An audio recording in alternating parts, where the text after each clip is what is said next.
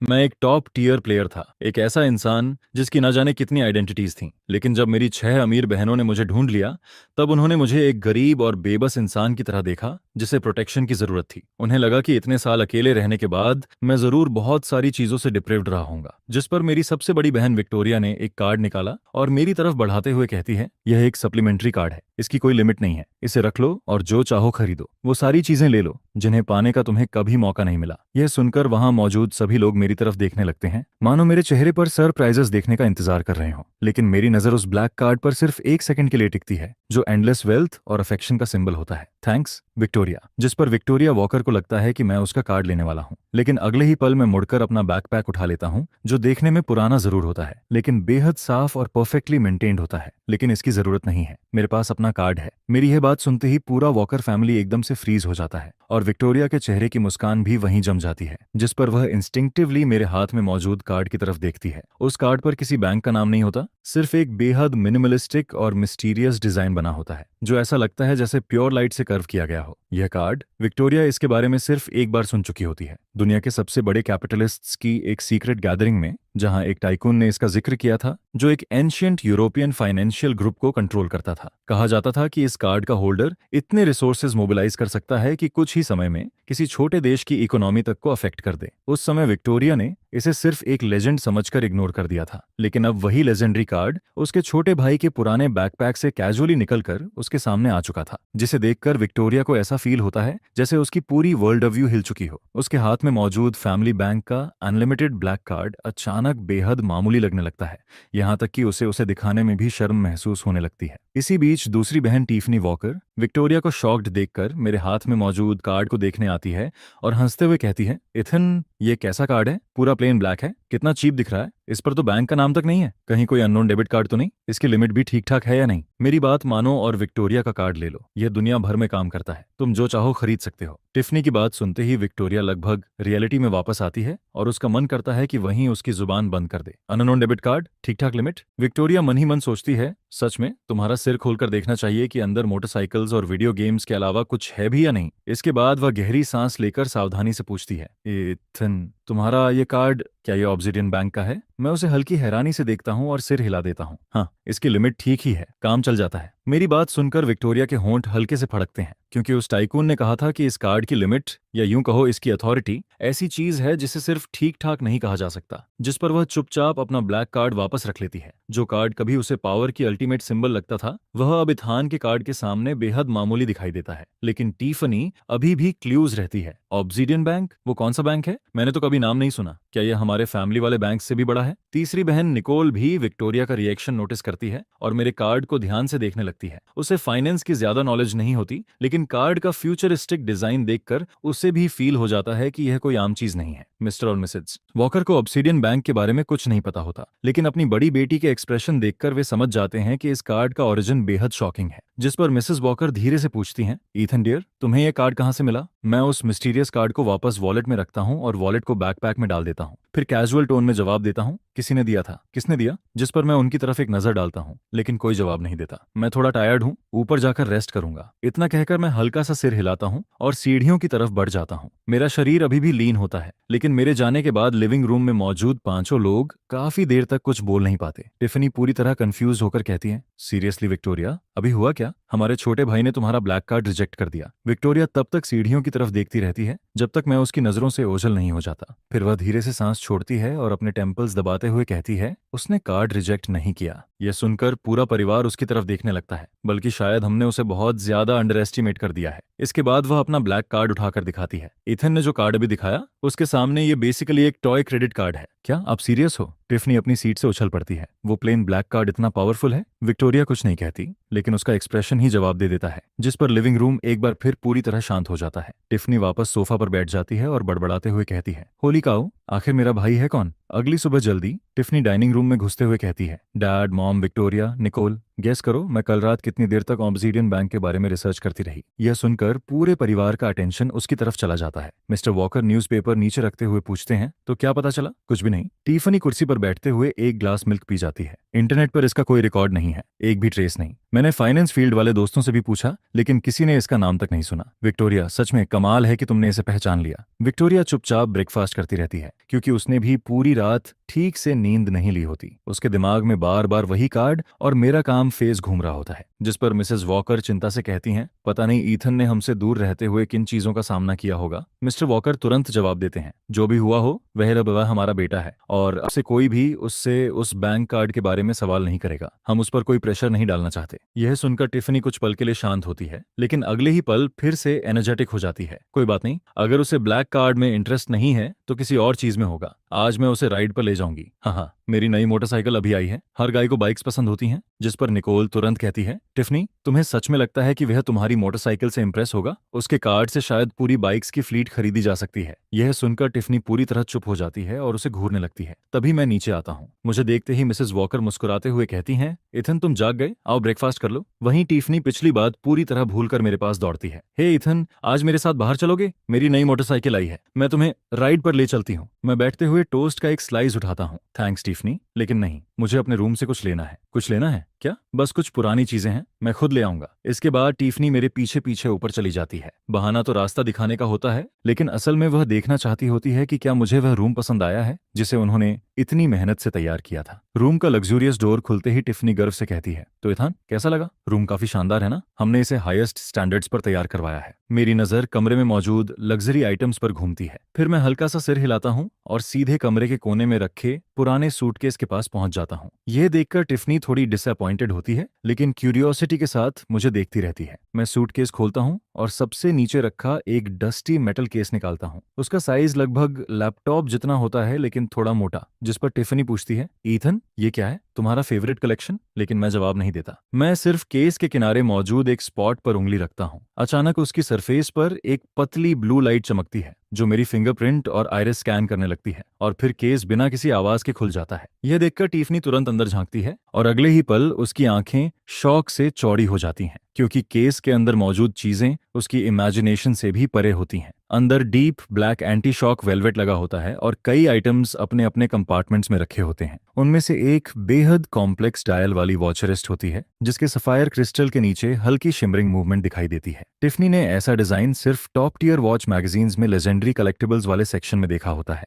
वहीं एक black fountain pen भी रखा होता है, जो दिखने में साधारण लगता है, लेकिन उसके कैप पर एक डीप ब्लैक डायमंड लगा होता है। किसी वजह से वह पेन उसे इतना एडवांस्ड लगता है, मानो उसकी लैब के सबसे मॉडर्न इक्विपमेंट से भी ज्यादा हाईटेक हो। यह कोई पुरानी चीजें नई तरह से नहीं थी, यह एक पोर्टेबल हाईटेक ट्रेजरी था। टिफनी का मुंह खुला का खुला रह जाता है। वह कांपती उंगली से वॉच की तरफ इशारा करते हुए कहती है, इथन, यह वॉच।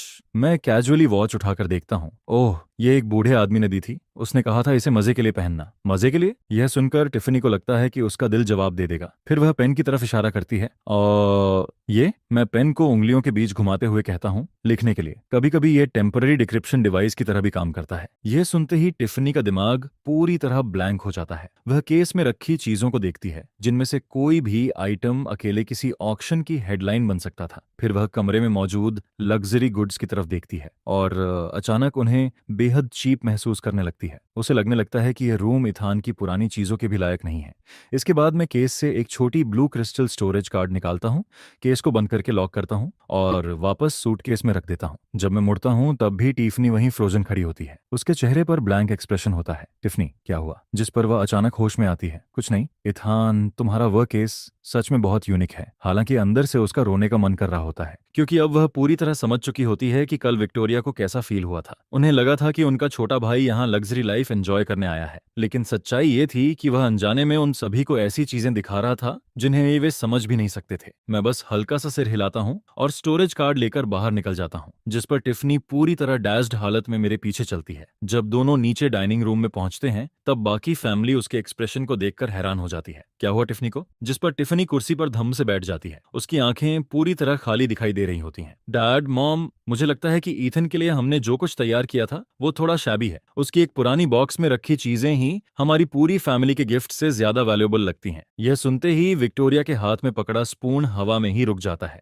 वहीं निकोल की चॉपस्टिक भी बीच में ठहर जाती हैं, जबकि मिस्टर और मिसेज वॉकर एक दूसरे की तरफ कंफ्यूजन से देखने लगते हैं, जिस पर टिफनी अपना सिर पकड़कर कहती है, मुझे लगता है कि अपनी नई बाइक मैं खुद ही रख लेती हूँ। असल में जब ईथन का वह छोटा मेटल केस खुला था, तभी उसकी पूरी वर्ल्ड व्यू एक बार फिर टूटकर दोबारा बन चुकी होती है। उन्हें लगा था कि वे अपने लंबे समय बाद मिले भाई को लग्जरी लाइफ दिखाएंगे, लेकिन अब धीरे धीरे ऐसा लगने लगा था कि असल में ईथन ही उन्हें हर मामले में आउट क्लास कर रहा है। इसके बाद ब्रेकफास्ट खत्म होता है, लेकिन टाइफनी अभी भी शॉक से बाहर नहीं निकल पाती। उसी दौरान मिसेस वॉकर मेरी तरफ देखते हुए कहती हैं, इथन, तुम्हारी स्कूलिंग को लेकर मैंने और तुम्हारे फादर ने बात की है। सेंट जूड्स प्रेप शहर का सबसे अच्छा प्राइवेट स्कूल है। हम सोच रहे थे कि तुम जूनियर ईयर से वहां स्टार्ट कर सकते हो। तुम्हारा क्या ख्याल है? यह सुनते ही पूरा परिवार मेरी तरफ देख लगता है। वहीं टिफनी भी कुछ देर के लिए अपने केस वाले शौक से बाहर आ जाती है। Don't worry Ethan, Saint Jude's के हमारे फैमिली से कनेक्शंस हैं। मैं भी वहीं से ग्रेजुएट हुई हूँ। अगर कोई तुम्हें बली करने की कोशिश करेगा तो मैं उसका ध्यान रखूंगी। जिस पर विक्टोरिया भी कहती है, और अगर स्टडीज में कोई प्रॉब्लम हो तो मेरे पास आ जाना। उन्हें लगता है कि यह एक बिल्कुल नॉर्मल अरेंजमेंट है और शायद मैं नर्वस हो जाऊंगा या फिर मना करूंगा, लेकिन मैं अपना मिल्क ग्लास नीचे रखता हूं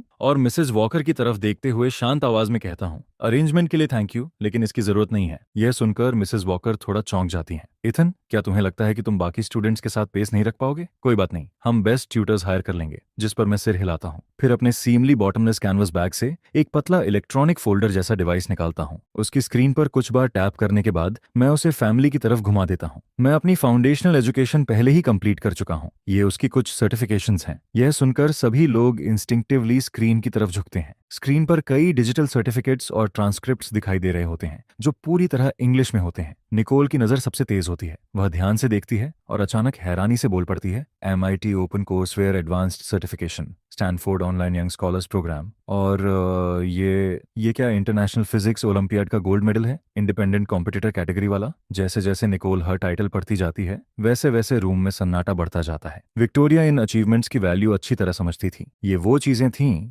जो आम हाई स्कूल स्टूडेंट्स तो छोड़िए, बहुत से एक्सेप्शनल स्टूडेंट्स भी हासिल नहीं कर पाते। खासतौर पर ओलंपियाड गोल्ड मेडल, वो भी इंडिपेंडेंट कॉम्पिटिटर के तौर पर। ऐसे विनर्स को अक्सर बड़े रिसर्च लैब्स सीधे रिक्रूट करने की कोशिश करते हैं। वहीं टिफनी को डिटेल्स समझ नहीं आती, लेकिन MIT और स्टैनफोर्ड का नाम उसने जरूर सुना होता है, जिस पर उसकी आंखें बड़ी हो जाती हैं। रुको जरा इथान, तुम तो किसी दूर के इलाके में रहते थे ना, फिर ये सब कहाँ से मिला? यह सुनकर मिस्टर और मिसेज वॉकर भी पूरी तरह स्टन्ड रह जाते हैं। वे स्क्रीन पर मौजूद अचीवमेंट्स और अपने शांत बेटे के बीच बार बार नजर घुमाने लगते हैं। उन्हें समझ ही नहीं आ रहा था कि यह सब प्रोसेस कैसे करें। जिस पर मैं डिवाइस वापस रखता हूँ और फ्लैट टोन में कहता हूँ, उस समय मेरे पास थोड़ा फ्री टाइम था, इसलिए मैंने खुद कुछ चीजें सीख लीं। सर्टिफिकेशंस बस रास्ते में मिलती गईं। मेरी बात सुनते ही पूरा वॉकर फैमिली पत्थर की तरह जम जाता है। वहीं टिफनी को ऐसा लगता है जैसे किसी ने सीधे उसके घुटने पर गोली मार दी हो। कॉलेज में एडमिशन लेने के लिए तो डैड ने मेरी जान निकाल दी थी, और मेरे भाई ने फ्री टाइम में ये सब कर लिया। ये सुनकर मिसेस वॉकर कुछ सेकंड तक शब्द ढूंढती रहती हैं, फिर धीरे से पूछती हैं, तो इथन, अब तुम्हारा आगे का प्लान क्या है? क्या तुम सीधे यूनिवर्सिटी में अप्लाई करना चाहते हो? मैं और तुम्हारे फादर इसमें मदद कर सकते हैं। मैं कुछ पल सोचता हूँ और जवाब देता हूँ, अभी नहीं। अगर स्कूल को जरूरत हो तो मैं गेस्ट लेक्चरर बन सकता हूँ। कुछ लर्निंग एक्सपीरियंसेस शेयर कर दूंगा। Guest lecturer? यह सुनते ही टिफनी के दिमाग में एक भयानक सीन बन जाता है। उसे इमेजिन होता है कि उसके सारे लेजी फ्रेंड्स ऑडिटोरियम में बैठे हैं और इथान एस्ट्रोफिजिक्स या एडवांस्ड क्वांटम मैकेनिक्स पर लेक्चर दे रहा है, जिसे सोचकर ही उसे डर लगने लगता है। उसे लगता है कि उसके दोस्त वहीं बेहोश हो जाएंगे। जिस पर वह पूछती है, तो इथन, तुम्हें अब हाई स्कूल जाने की जरूरत नहीं है? नहीं, जो सीखना था वो मैं सीख चुका हूँ। यह सुनकर मिस्टर वॉकर अपने टेम्पल्स दबाते हैं। उन्होंने बिजनेस वर्ल्ड में दशकों बिताए थे और हर तरह के लोगों को देखा था, लेकिन अपने ही बेटे जैसा इंसान उन्होंने कभी नहीं देखा था। इसके बाद वह कहते हैं, अगर एथन अपनी स्टडीज कंप्लीट कर चुका है तो वह सेंट जूड्स नहीं जाएगा। फिर मेरी तरफ देखते हुए कहते हैं, और फ्यूचर में तुम जो चाहो कर सकते हो, फैमिली तुम्हारा सपोर्ट करेगी। एक बार फिर इथन के लिए फैमिली ने जो प्लान्स बनाए थे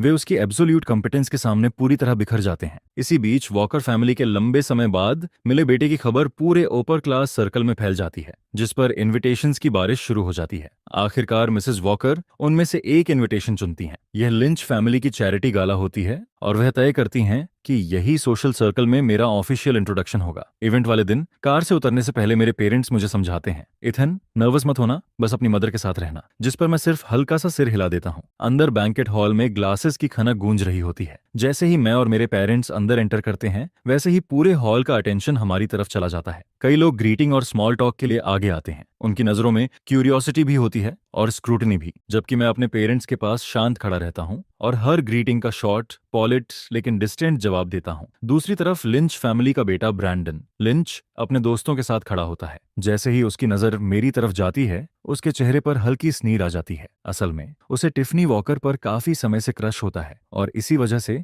वह इंस्टिंक्टिवली मुझे पसंद नहीं करता। गांव से वापस लाया गया लड़का शायद फ्रेंच मेन्यू तक नहीं पढ़ सकता होगा। यह सोचकर वह वाइन का ग्लास उठाता है और हमारी तरफ बढ़ता है। मिसेस वॉकर, ये ईथन है ना? काफी हैंडसम दिख रहा है। यह कहकर वह मेरी तरफ देखता है। उसकी आंखों में सुपरियोरिटी साफ दिखाई दे रही होती है। ईथन, क्या यह तुम्हारी पहली ऐसी पार्टी है? अगर किसी चीज की आदत न हो तो मुझसे पूछ लेना। यह सुनकर मिसेस वॉकर कुछ कहने वाली होती हैं, लेकिन उससे पहले मैं ब्रैंडन की तरफ देखकर कहता हूँ, इट्स फाइन। मेरी शांत और इमोशनलेस नजर देखकर ब्रैंडन कुछ पल के लिए अटक जाता है। उसे ऐसा फील होता है जैसे वह किसी पिलो पर पंच मार रहा हो, लेकिन वह हार नहीं मानता। जिस पर वह पास खड़े वेटर से जानबूझकर फ्रेंच एक्सेंट में कहता है, उन कुप डे शम्पान्ये सिल वू प्ले। फिर मेरी तरफ मुड़कर कहता है, ईथन तुम क्या लोगे? चाहो तो मैं इंग्लिश में ऑर्डर कर दूं? यह सुनते ही आसपास मौजूद कई लोग समझ जाते हैं कि ब्रैंडन जानबूझकर मुझे एम्बैरस करने की कोशिश कर रहा है और तभी एंट्रेंस की तरफ हलचल होती है। कई फॉरेन गेस्ट्स अंदर आते हैं जिनकी प्रेजेंस बाकी बिजनेस मैग्नेट्स से अलग दिखाई दे रही होती है। उन्हें देखते ही मिस्टर लिनच खुद उनका स्वागत करने दौड़ पड़ते हैं। उन्हीं में एक व्हाइट हेयर्ड जेंटलमैन भी होता है। वह हॉल में नजर दौड़ाता है जैसे किसी को ढूंढ रहा हो और अगले ही पल उसकी नजर मुझ पर टिक जाती है, जिस पर उसकी आंखें चमक उठती हैं।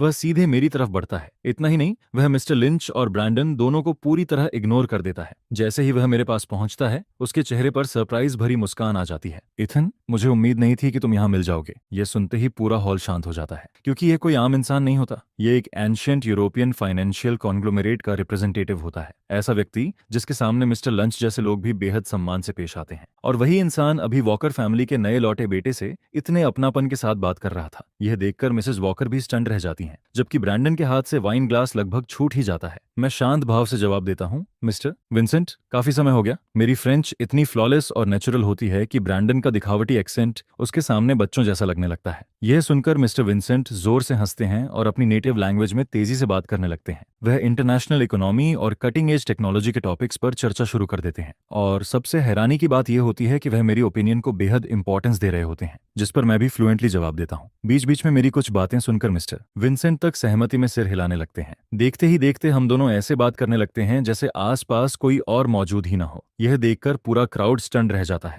जिस लड़के को अभी फ्रेंच मेन्यू तक न पढ़ पाने वाला समझा जा रहा था, उसकी लैंग्वेज स्किल्स और नॉलेज रूम में मौजूद लगभग हर इंसान से बेहतर निकलती हैं। वहीं ब्रैंडन का चेहरा पहले लाल और फिर सफेद पड़ जाता है। उसे ऐसा लग रहा था जैसे वह सिर्फ बैकग्राउंड डेकोरेशन बनकर रह गया हो। कुछ मिनट पहले तक वह मेरा मजाक उड़ा रहा था और अब मैं एक यूरोपियन टाइकून के साथ कैजुअली डिस्कशन कर रहा था। तभी टिफनी अचानक मिसेस वॉकर के पास पहुंचती है। वह एक्साइटेड होकर कहती है, मॉम, मेरे भाई को देखो, क्या वह अमेजिंग नहीं है? जिस पर मिसेस वॉकर अपने बेटे को देखती हैं।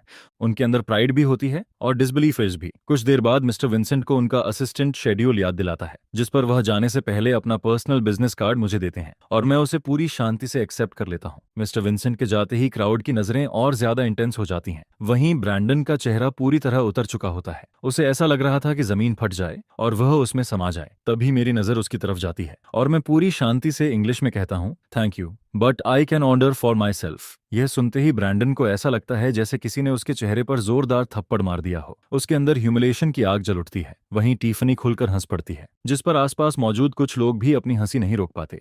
आखिरकार ब्रैंडन वहां से जल्दी जल्दी निकल जाता है, जबकि मैं आराम से जूस का ग्लास उठाता हूं और एक सिप लेता हूं, मानो कुछ हुआ ही ना हो। इसके बाद टिफनी मेरे पास आती है और थम्स अप दिखाते हुए कहती है, एथन, वे कमाल था, आज से मैं तुम्हारी टीम में हूं। जिस पर मैं उसकी तरफ देखता हूं लेकिन कुछ नहीं कहता। इस चैरिटी गाल में अपनी एब्सोल्यूट कॉम्पिटेंस के दम पर मैंने उन सभी लोगों को जोक बना दिया था जो मेरा मजाक उड़ाने का इंतजार कर रहे थे। वॉकर फैमिली के यंग सन का हाई सोसाइटी में डेब्यू हो चुका था और यह डेब्यू किसी लेजेंड से कम नहीं था। मिसेस वॉकर अभी मुझसे बात भी नहीं कर पाती कि उनकी तीनों बेटियां प्रोटेक्टिव वॉल की तरह मेरे आसपास आकर खड़ी हो जाती हैं। विक्टोरिया का चेहरा ठंडा और गंभीर होता है। उसकी शार्प नजर पूरे हॉल पर घूमती है। फिर वह साफ आवाज में कहती है, जो अभी हुआ मैं उम्मीद करती हूँ कि वह पहली और आखिरी बार हो। इथन मेरा भाई है, वॉकर फैमिली का राइटफुल सन है। जो भी उसे अनहैप्पी करे करेगा वह पूरी वॉकर फैमिली को अनहैप्पी करेगा। यह सुनते ही हॉल में चल रही सारी फुसफुसाहटें तुरंत बंद हो जाती हैं, क्योंकि बिजनेस वर्ल्ड में विक्टोरिया की रेपुटेशन किसी फॉर्मिडेबल फिगर से कम नहीं होती और उसकी बातों को नजरअंदाज करने की हिम्मत किसी में नहीं होती। दूसरी बहन टिफनी थोड़ी भी सब्टल नहीं थी। वह इमेजिनरी स्लीव्स ऊपर चढ़ाने का नाटक करते हुए कहती है, तुम सबने सुना ना, मेरा भाई इथन, अगर किसी ने दोबारा उसके साथ ऐसा पैसिव एग्रेसिव बिहेवियर करने की कोशिश की तो पहले उसे मेरे फिस्ट्स का जवाब देना पड़ेगा। यह कहते हुए वह मुट्ठी बांध लेती है और ब्रैंडन के साथ खड़े उन यंग मेन और विमेन की तरफ घूरने लगती है, जिस पर उन सभी के चेहरे पीले पड़ जाते हैं और वे जल्दी से अपनी नजरें नीचे कर लेते हैं। वहीं तीसरी बहन निकोल अपने ग्लासेस ठीक करते हुए ठंडी आवाज में कहती है, डेटा एनालिसिस के अनुसार मैलिशियस स्लैंडर और सोशल ऑस्ट्रेसिज्म का साइकोलॉजिकल इम्पैक्ट काफी गंभीर होता है और वॉकर कॉर्पोरेशन का लीगल डिपार्टमेंट काफी समय से आइडल बैठा है। मुझे यकीन है कि प्रैक्टिस के लिए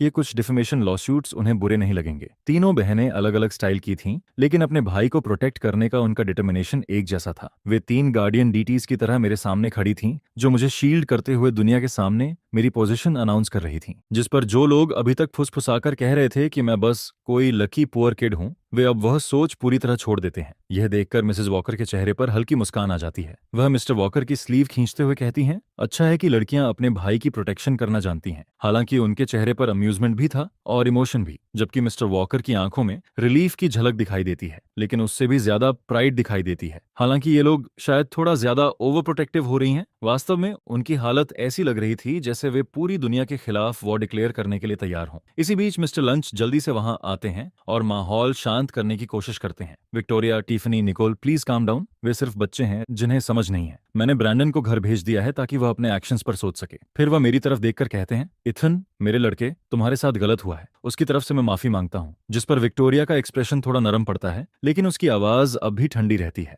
मिस्टर लिंच, आप जरूरत से ज्यादा सीरियस हो रहे हैं। हम बस नहीं चाहते कि ऐसा दोबारा हो। नहीं होगा, बिल्कुल नहीं होगा, मिस्टर लिंच तुरंत जवाब देते हैं। इसी दौरान टिफनी अचानक मेरे पास आ जाती है। डोंट बी स्केयर्ड इथान, तुम्हारी सिस्टर यहाँ है। फिर चारों तरफ देखते हुए पूछती है, तुम क्या खाना चाहते हो? मैं लेकर आती हूँ। वहाँ मिनी केक्स रखे हैं, मैंने चेक किया है, उनमें पॉइजन नहीं है। यह सुनकर मैं थोड़ा हेल्पलेस होकर कहता हूँ, थैंक्स टिफनी, लेकिन मुझे भूख नहीं है। वहीं निकोल चुपचाप मेरे हाथ में वार्म वाटर का एक ग्लास पकड़ा देती है। तुम काफी देर से बात कर रहे हो, रिहाइड्रेट। जिस पर मैं पानी लेते हुए कहता हूँ, थैंक्स निकोल। इसके बाद मेरी तीनों बहनें इतनी बारीकी से मेरी प्रोटेक्शन करने लगती हैं कि मैं खुद भी हैरान हो जाता हूँ। जब मुझे फ्रूट लेने का मन करता है तब टिफनी तुरंत उछलकर खड़ी हो जाती है। बैठे रहो इथन, मैं लेकर आती हूँ। ये वाला चाहिए या ये वाला? रुको, मैं सब ले आती हूँ। अगर मैं अपनी मदर से बात करना चाहता हूँ तो विक्टोरिया तुरंत मेरे लिए रास्ता साफ कर देती है। साथ ही उसकी नजरें लगातार आसपास घूमती रहती हैं, जैसे किसी भी पल कोई असासिन बाहर निकलकर अटैक कर देगा। यह सब देखकर मुझे थोड़ी हेल्पलेसनेस महसूस होती है, लेकिन अपनी बहनों को इतनी ऑकवर्ड और क्लमी तरीके से मेरी केयर करते हुए देखकर मेरे अंदर मौजूद कोई सख्त चीज धीरे धीरे नरम पड़ने लगती है।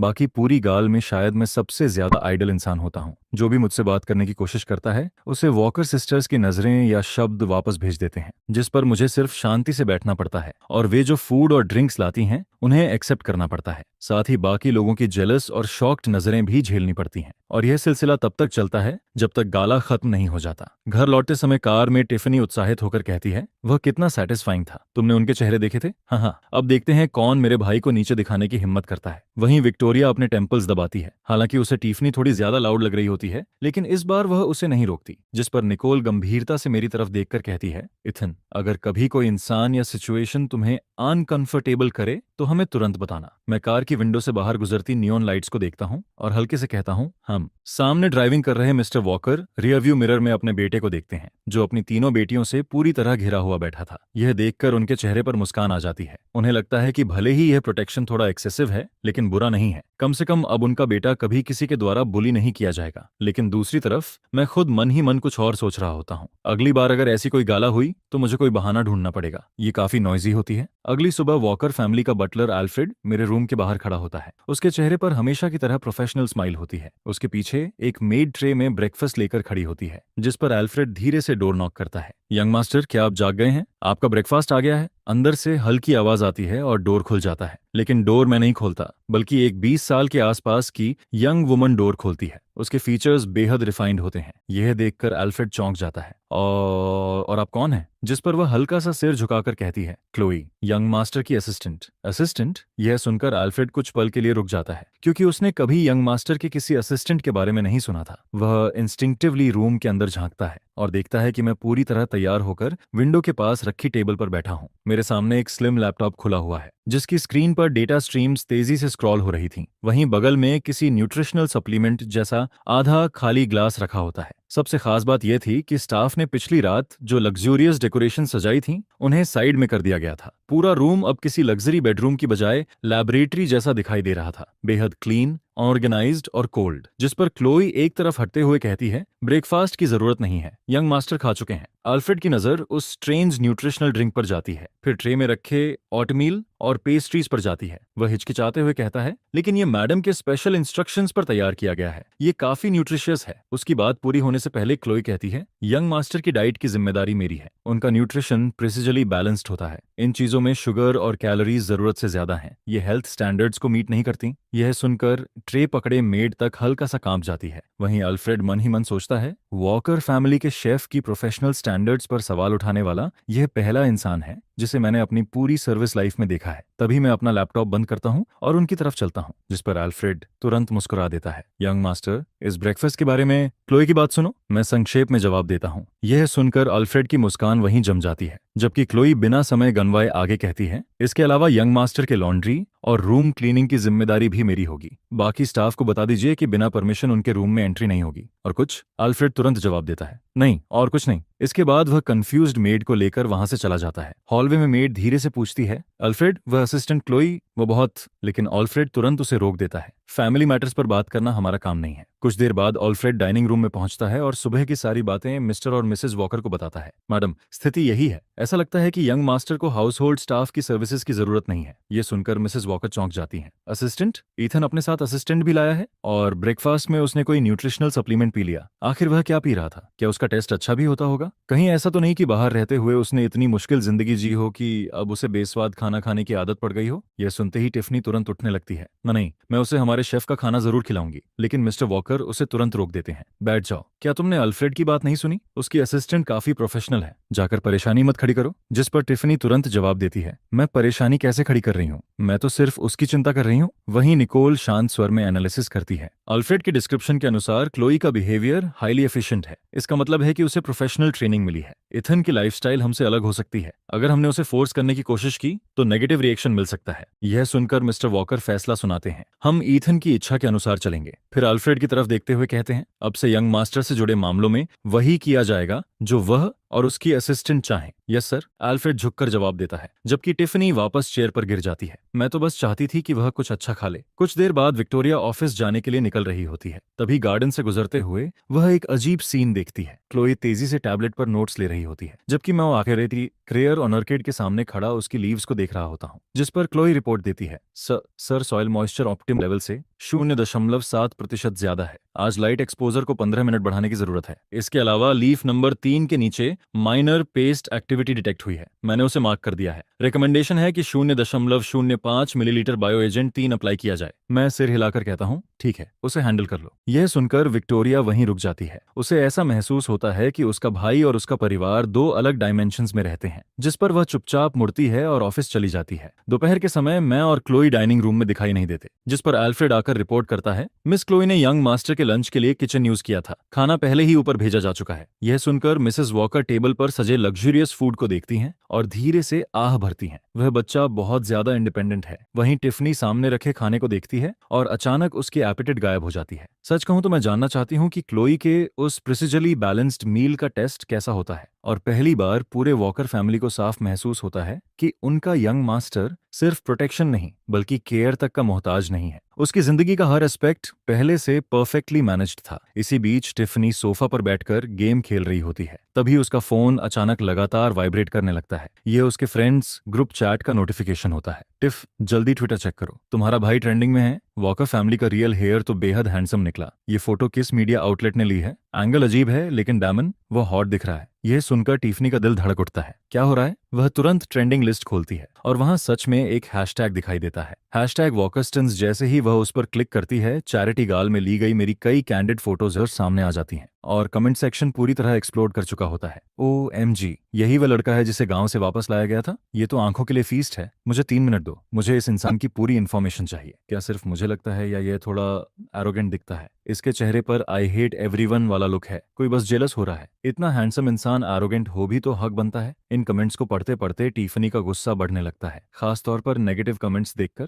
मेरे भाई के बारे में ऐसा बोलने की हिम्मत कैसे हुई? मैं इन सबको डिस्ट्रॉय कर दूंगी। लेकिन जैसे ही वह कीबोर्ड पर उंगलियां रखती है, अचानक पेज अटक जाता है और अगले ही पल फोर्सफुली रिफ्रेश हो जाता है, जिस पर ट्रेंडिंग टॉपिक गायब हो चुका होता है। कुछ सेकंड पहले तक जो हैशटैग पूरी तरह एक्टिव था, अब उसकी जगह पेज नॉट फाउंड दिखाई दे रहा था। टिफनी हैरानी से स्क्रीन को घूरती है। वह ऐप दोबारा रीलोड करती है, लेकिन हैशटैग सच में ट्रेंडिंग लिस्ट से गायब हो चुका था, मानो वह कभी मौजूद ही नहीं था। और जब वह कीवर्ड सर्च करती है, तब उससे जुड़े ट्वीट्स भी रियल टाइम में डिसअपीयर होते जा रहे थे। क्या वॉकर कॉर्प के PR डिपार्टमेंट ने इतनी जल्दी काम कर दिया? वह बड़बड़ाती है, जिस पर वह फैमिली ग्रुप चैट खोलती है और एक मैसेज भेजती है, टेकडाउन का ऑर्डर किसने दिया? यह तो काफी जल्दी हो गया। जिस पर विक्टोरिया तुरंत रिप्लाई करती है, कौन सा ट्रेंडिंग टॉपिक? इसके जवाब में निकोल लिखती है, टिफनी, मैं अभी लैब में थी, PR डिपार्टमेंट को ऐसा कोई डायरेक्टिव मिला ही नहीं है। यह सुनकर सब सोच में पड़ जाते हैं कि आखिर चल क्या रहा है। उस शाम जब विक्टोरिया और निकोल घर वापस आती हैं, तब टिफनी उन्हें पूरी इंसिडेंट के बारे में बताती है, जिस पर विक्टोरिया तुरंत PR डिपार्टमेंट के हेड को कॉल करती है, लेकिन वह भी उतना ही कंफ्यूज्ड होता है। वह कहता है, मैं इस इश्यू की रिपोर्ट करने ही वाला था, लेकिन उससे पहले ही पूरा टॉपिक इंटरनेट से गायब हो गया और क्लीनअप भी इतना थरो था कि कुछ बचा ही नहीं। जिस पर विक्टोरिया पूछती है, अगर यह हमारे लोगों ने नहीं किया और फैमिली ने भी नहीं किया, तो फिर किसने किया? कोई गुड सैमरिटन? मैं जो पूरे समय चुपचाप बैठकर बुक पढ़ रहा होता हूँ, ऊपर तक नहीं देखता। बहुत ज्यादा शोर हो रहा था। फिर मैं आराम से कहता हूँ, मैंने हटवाया था। मेरी उंगली कैजुअली टैबलेट स्क्रीन पर स्वाइप करती है, जिस पर पूरा लिविंग रूम एकदम साइलेंट हो जाता है। वॉकर फैमिली के सभी 5 मेंबर्स की नजरें सीधे मेरी तरफ घूम जाती हैं। इसने हटवाया कैसे? यह तो पूरे समय यहीं बैठकर बुक पढ़ रहा था। टिफनी का मुंह इतना खुल जाता है कि उसमें एक अंडा तक आ सकता था। फिर वह पूछती है, इथन, तुमने ये कैसे किया? जिस पर मैं अपनी आंखें उठाकर उसे ऐसा लुक देता हूं जैसे कह रहा हूं, क्या ये कोई मुश्किल काम था? फिर मैं शांति से जवाब देता हूं, मैंने बस एक मैसेज भेजा था। एक मैसेज? टिफनी लगभग चिल्लाते हुए कहती है, ऐसा कौन है जिसे मैसेज भेजकर ट्विटर का ट्रेंडिंग टॉपिक सेकंडों में गायब किया जा सकता है? यह सुनकर विक्टोरिया को ऑब्सिडियन बैंक कार्ड याद आता है और उसका दिल तेजी से धड़कने लगता है। क्या इथन ने सिर्फ एक मामूली गॉसिप टॉपिक हटाने के लिए उस कार्ड के पीछे मौजूद रिसोर्सेज इस्तेमाल कर दिए? वहीं निकोल की आंखें क्यूरियोसिटी से चमकने लगती हैं। उसे फील होता है कि उसके छोटे भाई पर की जा रही उसकी स्टडी अब एक नए और फैसिनेटिंग फेज में एंटर कर चुकी है। दूसरी तरफ मिस्टर वॉकर और मिसेज वॉकर एक दूसरे को देखते हैं। उन दोनों की आंखों में एक जैसी शॉक और कंफ्यूजन दिखाई देता है। फिर टिफनी सीधे सोफा पर मेरे पास कूदकर बैठ जाती है। उसकी आंखें एक्साइटमेंट से चमक रही होती हैं। इथन, सच सच बताओ, क्या तुम ट्विटर के CEO को जानते हो या फिर तुम कोई सीक्रेट टॉप टियर हैकर हो? जिस पर मैं बुक बंद करता हूँ, खड़ा होता हूँ और उसकी जरूरत से ज्यादा इंटेंस नजरों से बचते हुए कहता हूँ, मैं बस कुछ ऐसे फ्रेंड्स को जानता हूँ जो डेटा क्लीनअप का काम करते हैं। इतना कहकर मैं अपनी बुक उठाता हूँ और ऊपर चला जाता हूँ, जिस पर पूरा वॉकर फैमिली लिविंग रूम में पत्थर की तरह जड़ होकर बैठा रह जाता है। आखिर ऐसे कौन से डेटा क्लीनअप वाले फ्रेंड्स होते हैं जो ट्विटर ट्रेंड को कचरे की तरह साफ कर सकते हैं? फिर टिफनी धीरे से कहती है, खत्म। मुझे लगता है मेरा भाई फैमिली रियूनियन के लिए नहीं आया, वह हमें रियलिटी चेक देने आया है। जिस पर विक्टोरिया अपने दर्द करते हुए टेम्पल्स को दबाती है और सोफा पर पीछे टिक जाती है। पहली बार उसे लगता है कि $multi-billion कॉर्पोरेशन संभालना अपने ही भाई को समझने से कहीं ज्यादा आसान है। मिस्टर वॉकर काफी देर तक चुप बैठे रहते हैं। फिर वह अल्फ्रेड से कहते हैं, आज के बाद ईथन से जुड़ी किसी भी ऑनलाइन इन्फॉर्मेशन की चिंता करने की जरूरत नहीं है। उसे पता है कि वह क्या कर रहा है। आखिरकार अब उन्हें समझ आ चुका था। वे अपने बेटे की प्रोटेक्शन करना चाहते थे, लेकिन उनका बेटा खुद एक walking nuclear level defence system निकला। उसकी रक्षा करने की कोशिश अब डरावनी होने के साथ साथ हास्यास्पद भी लगने लगी थी। वहीं दूसरी तरफ इस पूरे मामले की वजह मैं अपने रूम में वापस आता हूं और क्लो को एक सिंपल ऑर्डर देता हूं, भविष्य में ऐसी कोई भी बेकार इन्फॉर्मेशन दिखे तो सीधे हैंडल कर देना। जिस पर क्लो तुरंत जवाब देती है, यस सर। मेरे लिए यह बिल्कुल ऐसा था जैसे किसी मक्खी को उड़ा दिया हो। देर रात मिस्टर वॉकर अपने स्टडी रूम में बैठे कंप्यूटर स्क्रीन को घूर रहे होते हैं। स्क्रीन पर मेरी पिछली 18 साल की लाइफ की इन्वेस्टिगेशन रिपोर्ट खुली हुई होती है, लेकिन रिपोर्ट लगभग पूरी तरह ब्लैंक थी। उस पर लिखा होता है, इन्वेस्टिगेशन को अननोन रेजिस्टेंस मिली, multiple high level information firewall trigger हुए, फर्दर इंक्वायरी टर्मिनेट करने की रिकमेंडेशन दी जाती है, रिस्क लेवल एक्सट्रीमली हाई। यह पढ़कर मिस्टर वॉकर गहरी सांस छोड़ते हैं और अपना माथा दबाने लगते हैं। उन्हें हेल्पलेसनेस फील होने लगती है। यह बात पूरी तरह अब्सर्ड थी कि वॉकर फैमिली के कोर रिसोर्सेज लगाने के बाद भी वे कुछ पता नहीं कर पाए। पिछले कुछ दिनों की घटनाओं ने साफ कर दिया था कि उनका खोया हुआ बेटा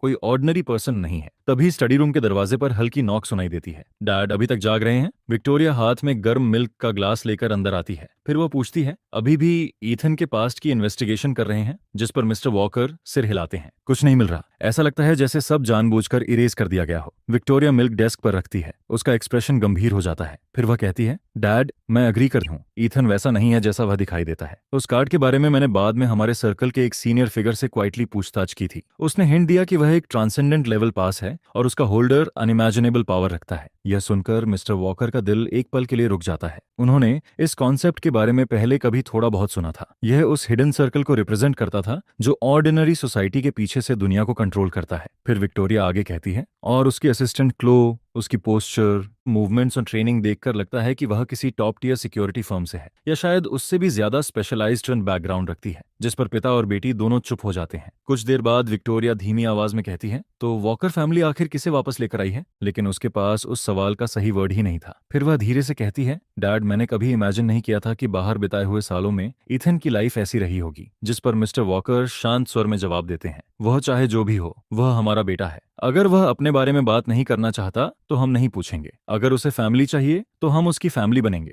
विक्टोरिया सिर हिलाती है। टिफनी, निकोल और मैं भी यही सोचते हैं। बस ऐसा लगता है कि हम उसकी मदद के लिए कुछ कर ही नहीं सकते। जिस पर मिस्टर वॉकर मुस्कुराते हैं, तो फिर जब उसे जरूरत होगी हम बिना किसी शर्त उसके पीछे खड़े रहेंगे। अगर वह ऑर्डिनरी पर्सन बनकर रहना चाहता है तो हम उसके साथ ऑर्डिनरी तरीके से ही रहेंगे। अगली सुबह ब्रेकफास्ट टेबल पर वॉकर फैमिली के सभी मेंबर्स मुझे एक अजीब मिक्स ऑफ ऑन और रिस्पेक्ट के साथ देखते हैं। जिस पर मैं यूटेंसिल्स नीचे रखता हूं और मिस्टर वॉकर की तरफ देखता हूं। मैं आज बाहर जाना चाहता हूं। कहाँ? मिस्टर वॉकर पूछते हैं। क्या ड्राइवर को साथ भेज दूं? नहीं। फिर वह तुरंत कहते हैं, तो अपनी सिस्टर को साथ ले जाओ। जिस पर विक्टोरिया तुरंत सीधी होकर बैठ जाती है, लेकिन मैं सिर हिलाता हूं। जरूरत नहीं, क्लोई ड्राइव करेगी। ठीक है, सेफ रहना और जल्दी वापस आना। मिस्टर वॉकर कहते तो हैं, लेकिन उनकी आवाज में ऑथोरिटी लगभग नहीं होती। आखिर उनका बेटा शायद पूरी वॉकर सिक्योरिटी टीम से भी ज्यादा कैपेबल था। मेरे और क्लो के जाने के बाद ही फैमिली आराम की सांस लेती है। फिर टिफनी धीरे से फुसफुसाती है, इथन के साथ ब्रेकफास्ट करना डैड के साथ बोर्ड मीटिंग करने से ज्यादा स्ट्रेसफुल है। जिस पर मिस्टर वॉकर उसे घूर कर देखते हैं, लेकिन अंदर ही अंदर वह भी एग्री करते हैं।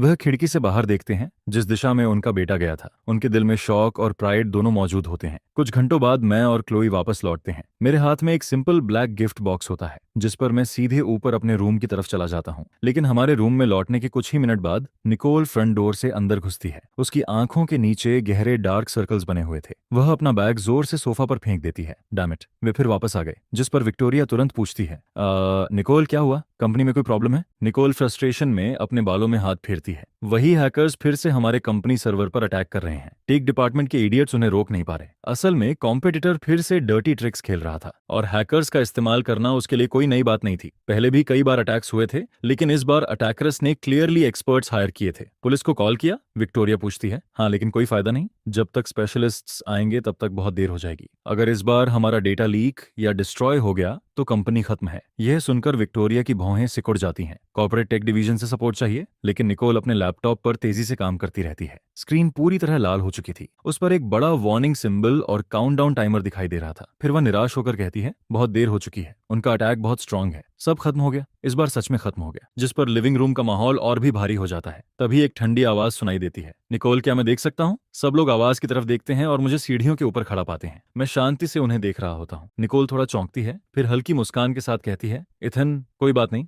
मैं हैंडल कर लूंगी। लेकिन मैं उसकी बात इग्नोर करके लैपटॉप स्क्रीन को देखने लगता हूँ। फिर कहता हूँ, ये वायरस कुछ फेमिलियर लग रहा है। यह सुनकर पूरा फैमिली शॉक्ड हो जाता है। जिस पर मैं अपना हाथ आगे बढ़ाता हूँ, लैपटॉप दो। निकोल जैसे हिप्नोसिस में आ गई हो वैसे ही लैपटॉप मुझे पकड़ा देती है, लेकिन देते ही उसे पछतावा होने लगता है। आखिर इथन को इसके बारे में क्या पता होगा? ये कोई मजाक नहीं था। फिर मैं सोफा पर बैठता हूँ, लैपटॉप अपनी गोद में रखता हूँ और कीबोर्ड पर उंगलियां रख देता हूँ, लेकिन तुरंत टाइपिंग शुरू नहीं करता। इसके बजाय मैं निकोल की तरफ देखकर पूछता हूँ, बैकअप एडमिन की है? जिस पर निकोल बिना सोचे जवाब देती है, X7 अल्फा 9 डेल्टा। फिर तुरंत सुधारती है, X7 A 9 D2। वही बैकअप की है। मैं सिर हिलाता हूँ और फिर मेरी उंगलियां चलना शुरू कर देती हैं। मेरी स्पीड बहुत ज्यादा नहीं थी, लेकिन हर की प्रेस एकदम रेगुलर रिदम में हो रही थी, जिस पर स्क्रीन पर मौजूद लाल वार्निंग्स और बिखरा हुआ कोड धीरे धीरे गायब होने लगता है। मैं कुछ अजीब से कमांड्स एंटर करता रहता हूँ। शुरुआत में निकोल सांस रोके हुए देखती है। उसे डर था कि एक गलत कमांड पूरे सिस्टम को कोलैप्स कर सकती है, लेकिन कुछ देर बाद उसका मुंह धीरे धीरे खुला रह जाता है। यह न सी था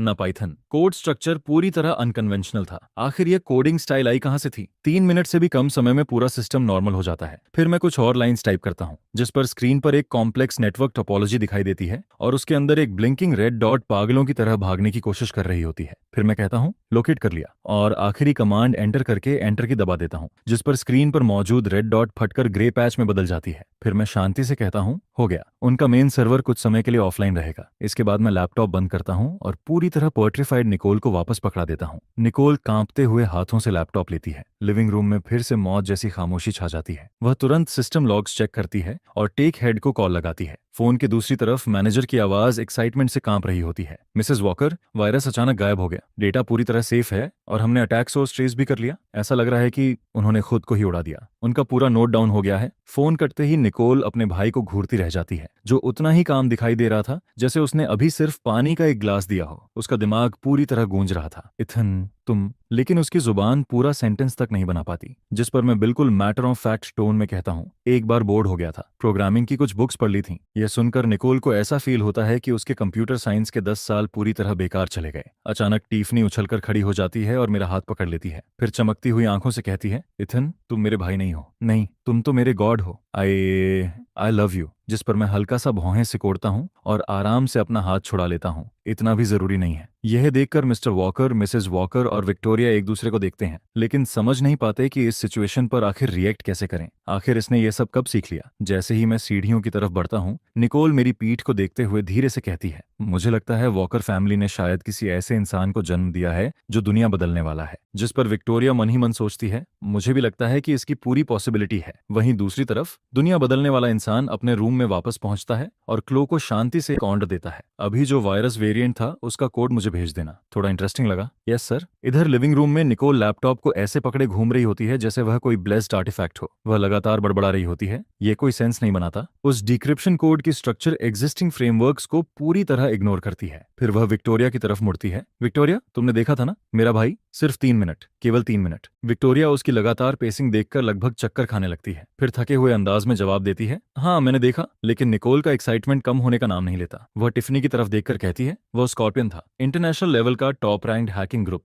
हमारी कंपनी की बेस टेक टीम 3 दिन और 3 रातें काम करती रही, लेकिन कुछ नहीं कर पाई। और ईथन ने 3 मिनट में खत्म कर दिया। ऊपर से उनका होम बेस भी उड़ा दिया। आखिर प्रोग्रामिंग की कुछ बुक्स पढ़ लेना ऐसा कैसे हो सकता है? यह सुनकर मिस्टर वॉकर अपना टीकअप पकड़ते हैं, लेकिन उनका हाथ हल्का सा कांप रहा होता है। फिर भी वह फादरली कंपोजर बनाए रखने की कोशिश करते हुए कहते हैं, शायद ईथन को इस तरह की चीजों में स्पेशल टैलेंट है। Special talent? निकोल लगभग उछल पड़ती है। ये कोई स्पेशल टैलेंट नहीं है, ये पूरी दूसरी लीग है। ये सीधा कंप्लीट कर्ब स्टंप है। डैड, आप समझ ही नहीं रहे। दूसरी तरफ मिसेस वॉकर ऊपर की तरफ देखते हुए चिंतित स्वर में कहती हैं, तुम लोगों को क्या लगता है इथन थक तो नहीं गया? अभी उसने अपने दिमाग का इतना इस्तेमाल किया। जिस पर टीफनी मुस्कुराते हुए कहती है, निकोल अब समझ आया ना कि हमारा भाई कितना अमेजिंग है? मैंने पहले ही कहा था, अपने हॉबी से उसके प्रोफेशन को चैलेंज मत करो। यह सुनकर निकोल सिर झुका देती है। तुम सही थी टिफनी, मैं ही नैरो माइंडेड थी। अब वह अपने भाई को जिस नजर से देख रही थी उसमें सिर्फ प्योर एडमिरेशन था। एक टेक गीक अपने सुप्रीम मास्टर को जिस तरह देखता है, बिल्कुल वैसा। फिर टिफनी गर्व से कहती है, हाँ हाँ हाँ, मेरा भाई हिडन टैलेंट्स का पूरा ट्रेजर बॉक्स है। तभी मैं नीचे आता हूँ। ऐसा लग रहा था जैसे कहीं बाहर जाने वाला हूँ। जिस पर मैं सीधा कहता हूँ,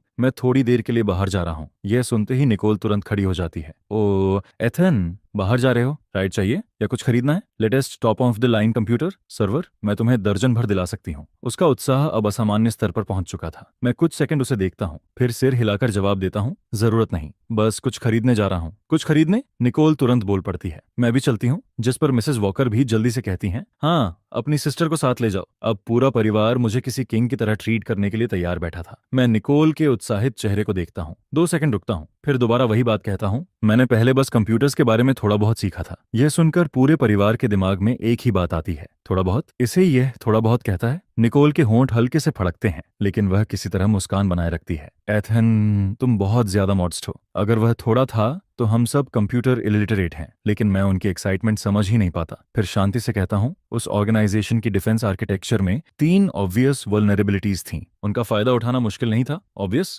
मुश्किल नहीं था। निकोल की आंखें चौड़ी हो जाती हैं। हमारा टेक डिपार्टमेंट गंजा होने वाला था उन्हें ढूंढते ढूंढते। इथन, थोड़ा एक्सप्लेन करोगे? जिस पर मैं आराम से कहता हूँ, पोर्ट 8080 पर बफर ओवरफ्लो, उसके साथ डबल लिंक लिस्ट का इस्तेमाल करके स्टैक प्रोटेक्शन बाईपास किया। बस यह सुनते ही निकोल तुरंत फोन निकालकर नोट्स लेना शुरू कर देती है। जैसे जैसे वह सुनती जाती है, उसकी आंखें और ज्यादा चमकने लगती हैं। Brilliant, absolutely brilliant. तो ऐसा भी किया जा सकता है। मैंने इसके बारे में सोचा क्यों नहीं? जब तक वह अपने सारे नोट्स कंप्लीट करके ऊपर देखती है, तब तक मैं और क्लोई घर से बाहर निकल चुके होते हैं। जिस पर निकोल फोन को सीने से लगाकर एक्साइटेड आवाज में फैमिली से कहती है, आप लोगों ने सुना? ईथन की कुछ लाइंस की गाइडेंस की कीमत करोड़ों में है। फिर खुद ही सिर हिलाती है, नहीं, करोड़ों भी कम है। ये तो किंग्स रैंसम के बराबर है। मिसेस वॉकर हैरानी से पूछती हैं, क्या ये सच में इतना अमेजिंग है? जिस पर निकोल तुरंत जवाब देती है, अमेजिंग शब्द भी कम पड़ जाएगा। इससे हमारी कंपनी देश का बेस्ट फायरवॉल बना सकती है। नो, विक्टोरिया अपने कफ्स ठीक करते हुए कहती है, दुनिया का बेस्ट फायरवॉल। फिर वह हल्की मुस्कान के साथ जोड़ती है, आज के बाद फैमिली को कोई टेक्निकल प्रॉब्लम हुई तो हम सीधे ईथन के पास जाएंगे। लेकिन निकोल अब ब्लाइंड फेथ मोड में पहुंच चुकी थी। वह सिर हिलाकर कहती है, सिर्फ टेक्निकल प्रॉब्लम नहीं, मुझे तो लगता है कि अगर कंपनी बैंकरप्टेसी के कगार पर भी हो तो ईथन कैजुअली उसे भी बचा लेगा। यह सुनकर टिफनी उत्सुकता से पूछती है, तो अगर अगली रेस में मेरी इंजन खराब हो गई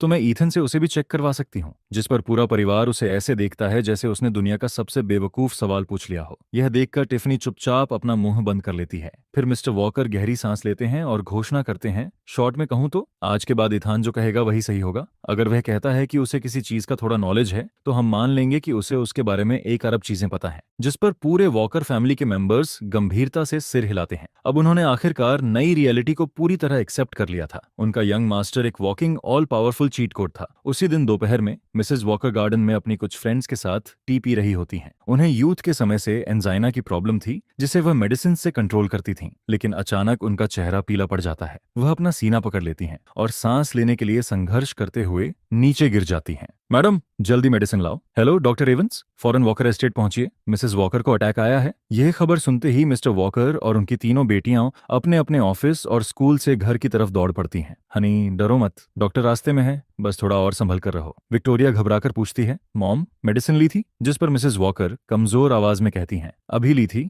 लेकिन इस बार काम नहीं कर रही। कुछ ही देर बाद फैमिली फिजिशियन डॉक्टर एवंस भी जल्दी जल्दी पहुंच जाते हैं। जांच करने के बाद उनका चेहरा गंभीर हो जाता है। मिस्टर वॉकर, यह अटैक बहुत सीवियर है, नॉर्मल मेडिकेशन काम नहीं कर रही, हमें तुरंत हॉस्पिटल जाना होगा। तो फिर इंतजार किस बात का है? विक्टोरिया तेज आवाज में कहती है, कार तैयार करो, नियरेस्ट हॉस्पिटल चलते हैं। उसी समय मैं नीचे आता हूँ और सोफा पर दर्द से कराहती हुई अपनी माँ को देखता हूँ, जिस पर मेरी भौहें हल्की सी सिकुड़ जाती हैं। मैं तेजी से उनकी तरफ बढ़ता हूँ और भीड़ के बीच पहुंच जाता हूँ। इथन, डॉक्टर एवंस जल्दी से कहते हैं, यह सिचुएशन जितनी दिख रही है उससे ज्यादा सीरियस है, कोई रेकलेस काम मत करना। वहीं टिफनी भी इंस्टिंक्टिवली मुझे रोकने की कोशिश करती है, लेकिन मैं उसकी बात इग्नोर कर देता हूँ। फिर मैं घुटनों के बल बैठता हूँ और मिसेस वॉकर की इनर रिस्ट पर एक प्रेशर पॉइंट को प्रेस करता हूँ। इसे रोको, डॉक्टर एवंस चिल्लाते हैं, लेकिन मैं उनकी तरफ देखता तक नहीं। अचानक मेरे हाथ में एक छोटा मेटल केस दिखाई देता है। मैं उसे खोलता हूँ। अंदर बालों जितनी पतली कई नीडल्स रखी होती हैं। फिर मैं उनमें से एक नीडल उठाता हूँ और बेहद स्टेडी हाथों से मिसेस वॉकर की गर्दन के पास मौजूद दूसरे प्रेशर पॉइंट में इंसर्ट कर देता हूँ।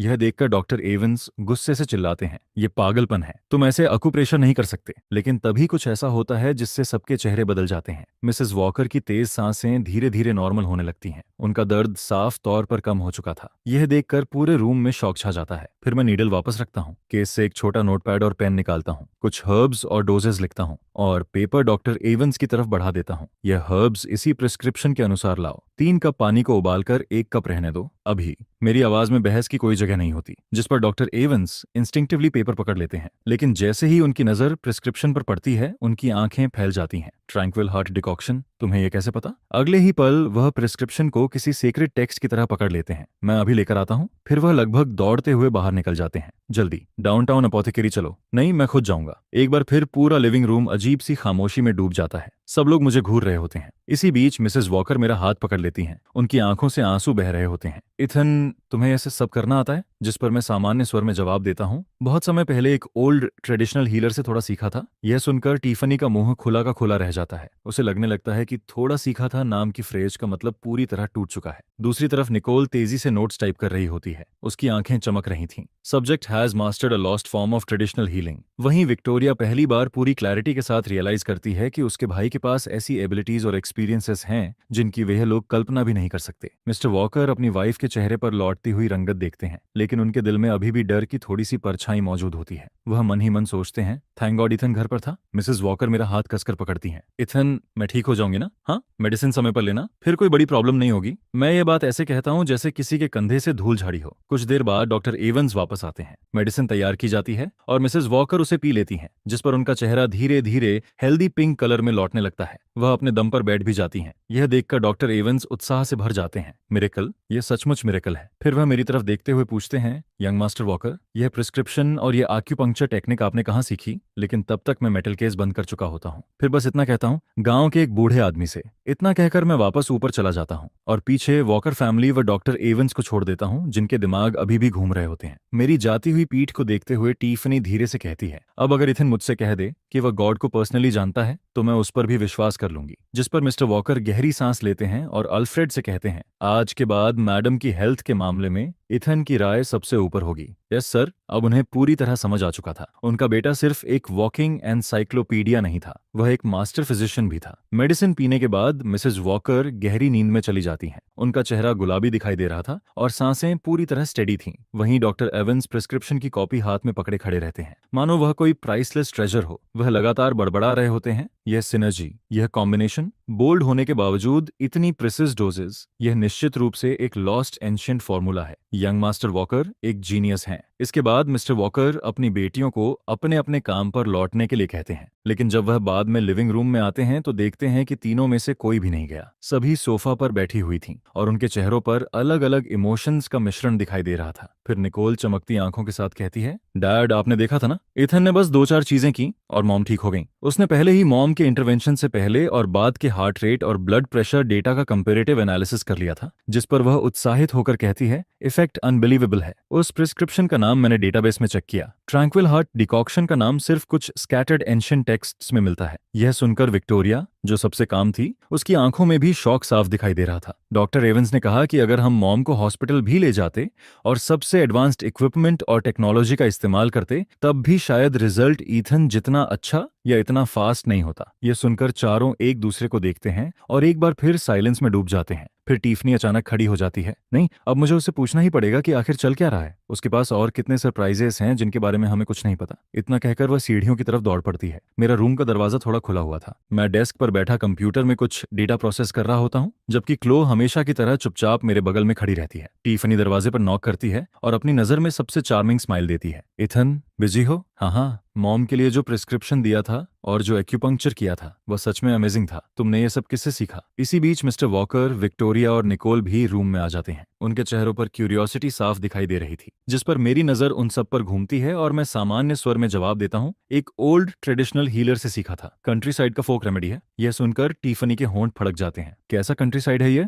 जहाँ ऐसे जीनियस पैदा होते हैं? मुझे लगता है कभी मुझे भी वहां जाकर क्लास लेनी चाहिए। लेकिन मैं कोई जवाब नहीं देता। स्पष्ट था कि मेरा उस ओल्ड हीलर की लोकेशन बताने का कोई इरादा नहीं था, जिस पर विक्टोरिया दूसरा तरीका अपनाती है। एथन, कंप्यूटर्स के अलावा और क्या क्या सीखा है? मैं शांत स्वर में जवाब देता हूँ, थोड़ा बहुत सब कुछ। थोड़ा बहुत? टिफनी तुरंत बोल पड़ती है। एथन, जब तुम थोड़ा कहते हो तो उसका लेवल क्या होता है? आज जैसा? मैं कुछ सेकंड सोचने का नाटक करता हूँ, फिर बाहर गार्डन की तरफ इशारा करता हूँ। वहां एक टेढ़े पेड़ की ट्रिमिंग चल रही होती है, शायद उस गार्डनर से थोड़ा ज्यादा। सभी लोग मेरी उंगली की दिशा में देखते हैं। वहां मिस्टर माइकेलस दिखाई देते हैं, एक वर्ल्ड रिनॉन्ड बॉटनिस्ट और मास्टर गार्डनर। मिस्टर वॉकर उन्हें विदेश से भारी रकम देकर लेकर आए थे और वह इस समय बेहद कीमती बोनसाई ट्री को बड़ी सावधानी से ट्रिम कर रहे होते हैं। अपने फील्ड में मिस्टर माइकल्स को टाइटन माना जाता था। यह सुनकर टिफनी को ऐसा लगता है जैसे उसकी सांस रुक गई हो। फील्ड के टाइटन से ज्यादा जानना और उसे थोड़ा कहना। मिस्टर वॉकर गहरी सांस लेते हैं और आखिरकार सवाल पूछने का इरादा छोड़ देते हैं। अब उन्हें पूरी तरह समझ आ चुका था। मेरे लिए थोड़ा का मतलब एक्सपर्ट लेवल था और फॉल्क रेमेडी का मतलब लॉस्ट लेजेंडरी आर्ट। फिर वह मेरी तरफ देखते हुए कहते हैं, इथन, आज अपनी माँ की जान बचाने के लिए थैंक यू। जिस पर मैं सिर हिलाता हूँ। ऑफ कोर्स, मेरा रवैया बिल्कुल ऐसा था जैसे मैंने किसी को पानी का एक ग्लास पकड़ाया हो। इसके बाद चारों रूम से बाहर निकल जाते हैं और धीरे से दरवाजा बंद कर देते हैं। हॉलवे में पहुंचते ही टिफनी अपने बाल पकड़ लेती है।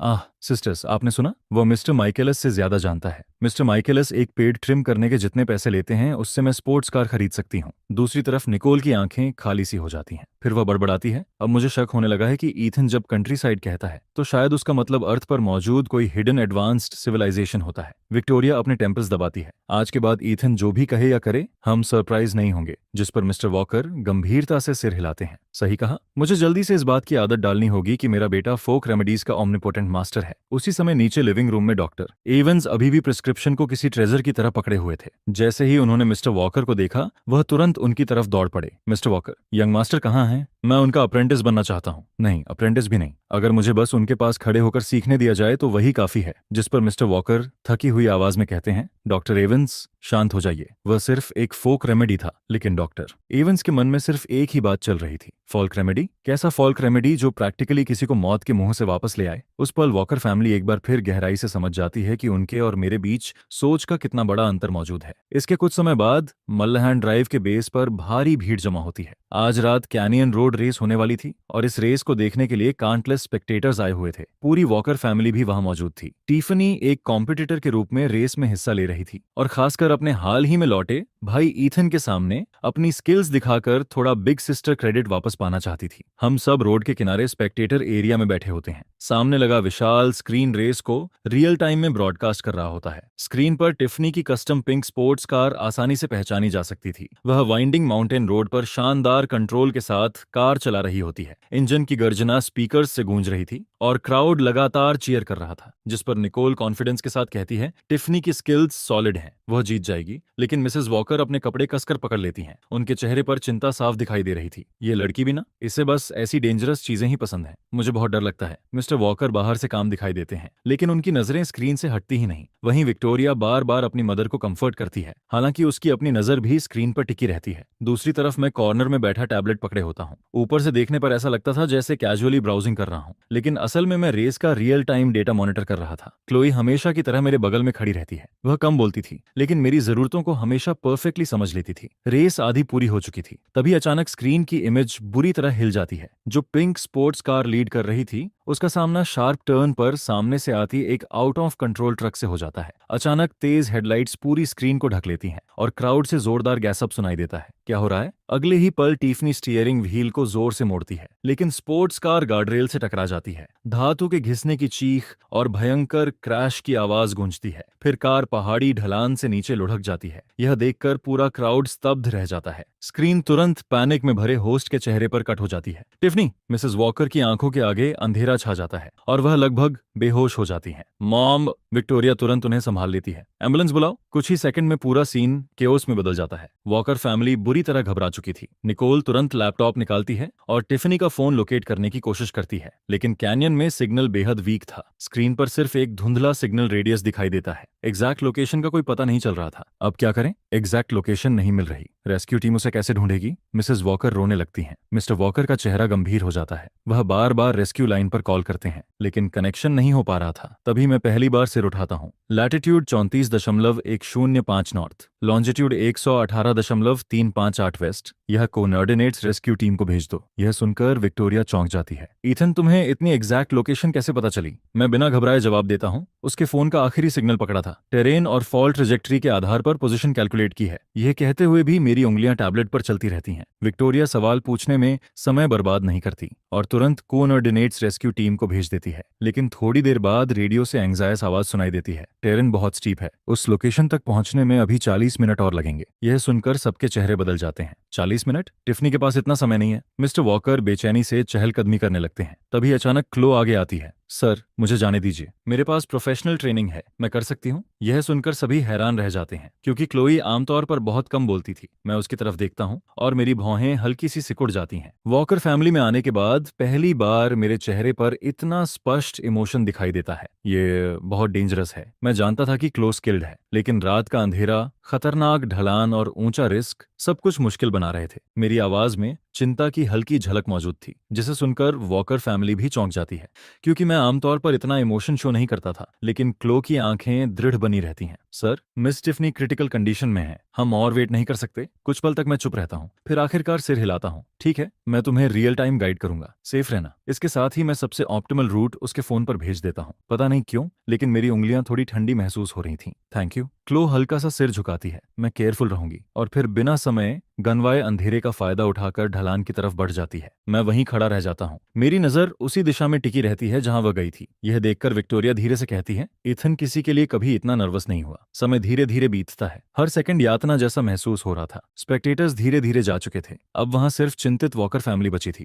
मिसेस वॉकर लगातार प्रार्थना कर रही थी, मिस्टर वॉकर आगे पीछे टहल रहे थे, और निकोल फोन पर क्लोई नाकाकाकिन पीएस सिग्नल घूर रही थी। आधे घंटे से ज्यादा समय बीत जाता है, तभी रेडियो से क्लोई की आवाज सुनाई देती है, मिस टिफनी कॉन्शियस हैं, मैं उन्हें ऊपर ला रही हूँ। यह सुनते ही सबकी सांसों में जान लौट आती है। लगभग 10 मिनट बाद ढलान के नीचे दो आकृतियां दिखाई देती हैं। क्लोई टिफनी को सहारा देकर ऊपर ला रही होती है। उसके कदम लड़खड़ा रहे थे, लेकिन वह फिर भी टिफनी को मजबूती से संभाले हुए थी। टिफनी का चेहरा पीला पड़ चुका था, उसके माथे से खून बह रहा था, और उसका बायां हाथ अस्वाभाविक एंगल पर लटक रहा था। स्पष्ट था कि वह बुरी तरह घायल हुई थी। टिफनी, मिसेस वॉकर दौड़कर अपनी बेटी को गले लगा लेती हैं। उनकी आंखों से खुशी के आंसू बहने लगते हैं। उसी समय रेस्क्यू टीम भी पहुंच जाती है। वे तुरंत इंजरीज चेक करते हैं। इनिशियल असेसमेंट के अनुसार टिफनी का लेफ्ट आर्म टूट चुका था, कई सॉफ्ट टिश्यू कंट्यूजन्स थे, और एक माइल्ड कंकशन भी था। फिर उसे स्ट्रेचर पर डालकर एम्बुलेंस की तरफ ले जाया जाता है। लेकिन उसी समय मेरी नजर क्लोई पर पड़ती है। मैं तुरंत उसकी पैंट्स पर फैलते हुए बड़े डार्क स्टेन को नोटिस कर लेता हूँ। मैं उसे संभालता हूँ, क्योंकि उसका शरीर लड़खड़ाने लगा था, जिस पर क्लोई कमजोर मुस्कान देती है। सर, मैं ठीक हूँ, चिंता मत कीजिए। लेकिन वह अपनी बात पूरी भी नहीं कर पाती। उसकी आंखों के आगे अंधेरा छा जाता है, और वह बेहोश होकर गिरने लगती है। मैं तुरंत उसे अपनी बाहों में पकड़ लेता हूँ, फिर उसकी पैंट लेग ऊपर करता हूँ, और एक लंबा गहरा घाव दिखाई देता है, जिससे अभी भी काफी खून बह रहा था। जल्दी इसे एम्बुलेंस में ले जाओ, मैं क्लो को पकड़े हुए चिल्लाता हूँ। मेरी आवाज में ऐसी बेचैनी थी जो किसी ने पहले कभी नहीं सुनी थी। हॉस्पिटल के इमरजेंसी रूम में इनिशियल ट्रीटमेंट के बाद डॉक्टर बाहर आते हैं। उनका चेहरा गंभीर दिखाई दे रहा था। डॉक्टर, कैसी हैं वो दोनों? जिस पर डॉक्टर जवाब देते हैं, मिस टिफनी की इंजरीज लाइफ थ्रेटनिंग नहीं है, लेकिन मिस क्लोई का बहुत ज्यादा ब्लड लॉस हुआ है। हॉस्पिटल में टाइप ए ब्लड की भारी कमी है, हमें तुरंत एक नॉन रिलेटिव डोनर चाहिए। ब्लड की कमी? मिस्टर वॉकर चौंक जाते हैं। इमरजेंसी में ब्लड कैसे कम हो सकता है? क्या यहाँ किसी का टाइप ए है? ये सुनकर मिसेस वॉकर, विक्टोरिया और निकोल एक साथ कहती हैं, हमारा टाइप ए है। जिस पर डॉक्टर कहते हैं, हम क्विक टेस्ट करेंगे। कुछ मिनट बाद रिपोर्ट्स डॉक्टर के हाथ में आती हैं। वह उन्हें देखकर चौंक जाते हैं। अजीब बात है, आप सब मिस क्लो के ब्लड रिलेटिव्स हैं। रेगुलेशंस के अनुसार डायरेक्ट रिलेटिव्स ब्लड डोनेट नहीं कर सकते, रिजेक्शन रिस्क होता है। यह सुनकर पूरा इमरजेंसी रूम एक पल के लिए शांत हो जाता है। तभी मैं आगे बढ़ता हूँ। मेरा ब्लड RH नेगेटिव है, इमरजेंसी ट्रांसफ्यूजन के लिए मेरा ब्लड ले सकते हैं। मेरी बात किसी थंडर क्लैप की तरह पूरे रूम में गूंजती है। इथन,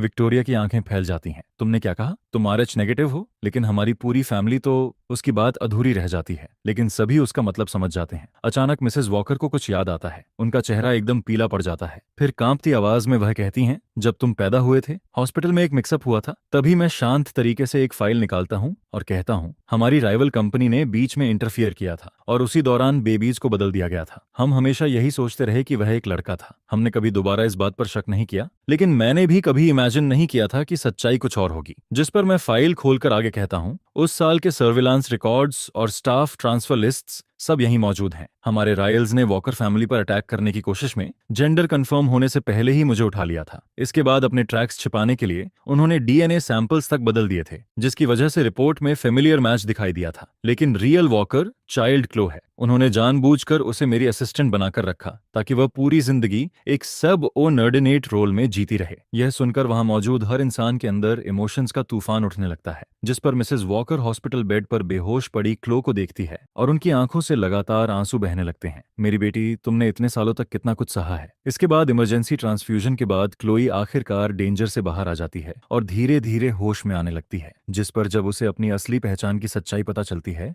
तब वह अपने बेड के चारों तरफ खड़े फैमिली मेंबर्स को देखती है और उसकी आंखें इमोशंस से लाल हो जाती हैं। जिस पर स्लिंग पहने टाइफनी उसके पास झुकती है और रुक रुक कर कहती है, तो हम सच में एक ही फैमिली हैं। जिसके जवाब में क्लो हल्की सी मुस्कान देती है और धीरे से सिर हिलाती है। टिफनी, जो बीत गया वो बीत गया। इसके बाद अगले कुछ दिनों तक वॉकर जस्ट बारी बारी से क्लो और टिफनी की देखभाल करते रहते हैं। वहीं राइवल कंपनी की पूरी साजिश भी दुनिया के सामने आ जाती है। यह देखकर मिस्टर वॉकर गुस्से से भर जाता है। जो भी मेरी फैमिली को छूने की हिम्मत करेगा उसे इसकी कीमत चुकानी पड़ेगी। उनकी सारी क्रेडिट लाइंस तुरंत बंद कर दो। मैं 1 महीने के अंदर उन्हें बैंकरप्टेसी लिक्विडेशन में देखना चाहता हूँ। फिर कुछ दिनों बाद दोनों को हॉस्पिटल से डिस्चार्ज कर दिया गया, जिस पर घर लौटते समय धूप चमक रही होती है। टिफनी कार में बैठी क्लोई की तरफ देखती है और मुस्कुराकर कहती है, मैं अब कभी स्ट्रीट रेसिंग नहीं करूंगी। सच कहूं, तुम्हारा सिस्टर होना मलहॉलैंड ड्राइव की क्वीन होने से कहीं बेहतर है। इसके बाद वॉकर मैंशन वापस लौटने पर सब कुछ फिर से पहले जैसा गर्मजोशी भरा हो जाता है, लेकिन इस बार उसमें एक नई लाइवलीनेस भी जुड़ चुकी होती है। क्लोई अब ऑफिशियली वॉकर फैमिली की बेटी बन चुकी होती है। वहीं मैं अब भी वही शांत ईथन होता हूँ, लेकिन जब भी मैं अपनी फैमिली को देखता हूँ मेरी आंखों में एक नई वार्मथ दिखाई देती है, जिस पर मिसेस वॉकर अपनी दोनों बेटियों की सुरक्षित वापसी और फैमिली रियूनियन को सेलिब्रेट करने के लिए एक शानदार फीस्ट तैयार करती है। डिनर टेबल पर टाइफनी हमेशा की तरह एनर्जेटिक रहती है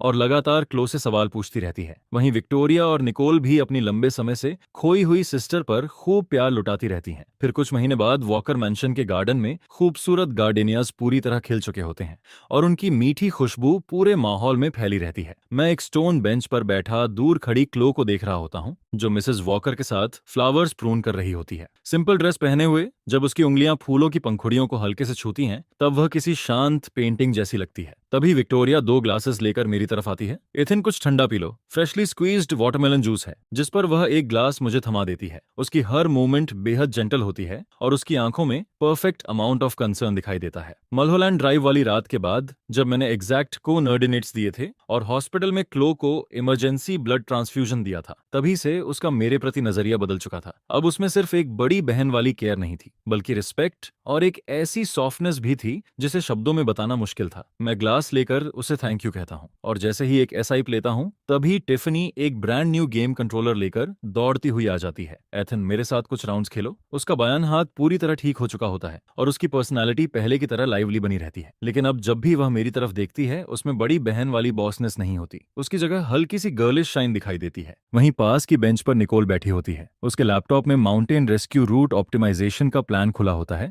जिसे उसने अभी अभी पूरा किया था, जिस पर वह मुझे देखकर कहती है, इथन जरा ये देखो, पिछली बार जो फॉल ट्रेजेक्टरी डेटा तुमने कैलकुलेट किया था वह काफी यूजफुल रहा। मैंने उसके आधार पर कुछ एडिशंस किए हैं, शायद इससे फ्यूचर में और लोगों की मदद हो सके। उसकी आवाज जेंटल होती है और उसकी नजरों में साफ एडमिरेशन दिखाई देता है। उसी पल मुझे समझ आ जाता है कि तीनों वॉकर सिस्टर्स मेरे लिए क्या फील करती हैं। ये फीलिंग्स मलहॉलैंड ड्राइव की लाइफ एंड डेथ रेस्क्यू से शुरू हुई थी। उस डेस्परेट सिचुएशन में हमने जो सपोर्ट एक दूसरे को दिया था वही इसकी वजह थी। इसका ब्लड टाइज या स्टेटस से कोई लेना देना नहीं था, ये सिर्फ प्योर अफेक्शन था। लेकिन मेरा दिल तो पहले से ही क्लोई का हो चुका था। उसके सेल्फलेस रेस्क्यू से लेकर हॉस्पिटल की लाइफ एंड डेथ स्ट्रगल तक उसकी ब्रेवरी और जेंटलनेस मेरी सोल में गहराई तक दर्ज हो चुकी थी। तभी क्लोई हमारी तरफ आती है और हाथ में फ्रेशली कट मैंगो लिए मुस्कुराते हुए कहती है, ईथन इसे ट्राई करो, अभी अभी काटा है। जिस पर वह मैंगो मेरे होंठों के पास लाती है। उसकी आंखों में मौजूद टेंडरनेस बिल्कुल साफ दिखाई देती है और उसमें सिर्फ हम दोनों के बीच की अंडरस्टैंडिंग झलकती है। यह देखकर विक्टोरिया मुस्कुराती है, क्लो अब तुम वॉकर फैमिली का ट्रेजर हो। अगर किसी ने भी तुम्हें परेशान करने की कोशिश की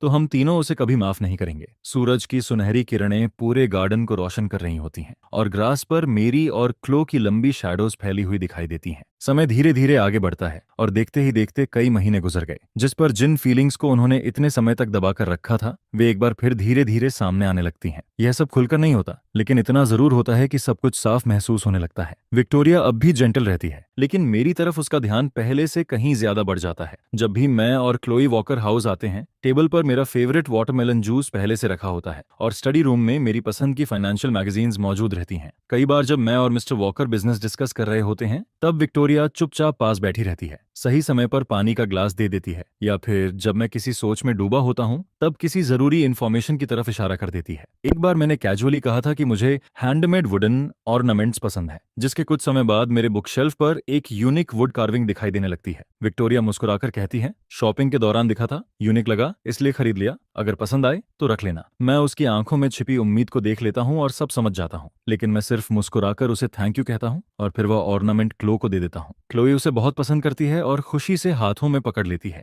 जिस पर विक्टोरिया की आंखें एक पल के लिए फीकी पड़ जाती हैं, लेकिन अगले ही पल उसकी जेंटल स्माइल वापस आ जाती है। वहीं टिफनी का तरीका थोड़ा ज्यादा डायरेक्ट होता है। अब वह सिर्फ वीडियो गेम्स खेलने के लिए नहीं बुलाती, बल्कि अलग अलग बहाने बनाकर मेरे साथ अकेले समय बिताने की कोशिश करती है। कभी वह किसी नए ई स्पोर्ट्स अरीना को ट्राई करवाना चाहती है, तो कभी ड्राइविंग सीखने के लिए मुझे इंस्ट्रक्टर बना लेती है। हर बार वह खास तरीके से तैयार होकर आती है और सामान्य से कहीं ज्यादा बातें करती रहती है। एक दिन ड्राइविंग प्रैक्टिस के दौरान हम एक डेजर्ट शॉप के पास से गुजरते हैं, जिस पर वह जिद करके अंदर जाती है और खास तौर पर मेरा फेवरेट चॉकलेट आइसक्रीम खरीदती है। वह आइसक्रीम मेरी तरफ बढ़ाकर कहती है, यहाँ की आइसक्रीम बहुत अच्छी है, तुम्हें जरूर ट्राई करनी चाहिए। मैं आइसक्रीम लेता हूँ, उसके गालों की हल्की लाली देखता हूँ और अनजान बनने की कोशिश करता हूँ। फिर मुस्कुराकर ड्राइविंग टेक्निक्स पर बात शुरू कर देता हूँ, ताकि उसकी आंखों में छिपे फीलिंग्स को अवॉइड कर सकूं। दूसरी तरफ निकोल हमेशा की तरह शांत और रिजर्व्ड रहती है। उसकी फीलिंग्स उसके प्रोफेशनलिज्म और अटेंशन टू डिटेल में छिपी रहती हैं। माउंटेन रेस्क्यू रूट ऑप्टिमाइजेशन के बाद से वह अक्सर वर्क डिस्कस करने के लिए मुझे कांटेक्ट करती रहती है। वह मुझे लेटेस्ट रूट डेटा भेजती है और उन सेक्शंस को हाईलाइट करती है जहां उसे मेरी कैलकुलेशंस की जरूरत होती है। कई बार वह मेरे ऑफिस के पास वाले कॉफी शॉप में भी आ जाती है और हम लैपटॉप पर बैठकर लॉजिक डिस्कस करते रहते हैं। प्रोफेशनल टॉपिक्स पर बात करते समय उसकी नजर फोकस्ड रहती है, लेकिन जब भी कुछ पल के लिए उसकी आंखें मुझ पर टिकती हैं, तब उनमें एक हल्की सी सॉफ्टनेस दिखाई देती है। एक शाम हम काफी देर तक बात करते रहते हैं, तभी हल्की बारिश शुरू हो जाती है, जिस पर निकोल अपने बैग से अम्ब्रेला निकालकर मेरी तरफ बढ़ाती है। बारिश ज्यादा नहीं है, लेकिन तुम्हें भीगना नहीं चाहिए। मैं नोटिस करता हूँ कि अम्ब्रेला का मैट फिनिश हैंडल बिल्कुल मेरी पसंद जैसा है। साफ था कि उसने इसे खास तौर पर मेरे लिए तैयार किया था। मैं धीरे से उसे थैंक यू कहता हूँ और मुड़कर देखता हूँ। वहीं थोड़ी दूरी पर क्लो अपना अम्ब्रेला लिए मेरा इंतजार कर रही होती है, जिस पर मैं जल्दी से उसके पास जाता हूँ, निकोल वाला अम्ब्रेला बंद करता हूँ, क्लो का अम्ब्रेला पकड़ता हूँ और स्वाभाविक रूप से उसके कंधे पर हाथ रख देता हूँ। निकोल वहीं खड़ी हमारी दूर जाती हुई परछाइयों को देखती रहती है, फिर धीरे से अपना लैपटॉप बंद कर देती है और उसके होंठों पर मौजूद मुस्कान थोड़ी फीकी पड़ जाती है। उन तीनों की फीलिंग्स पूरी तरह प्योर थीं।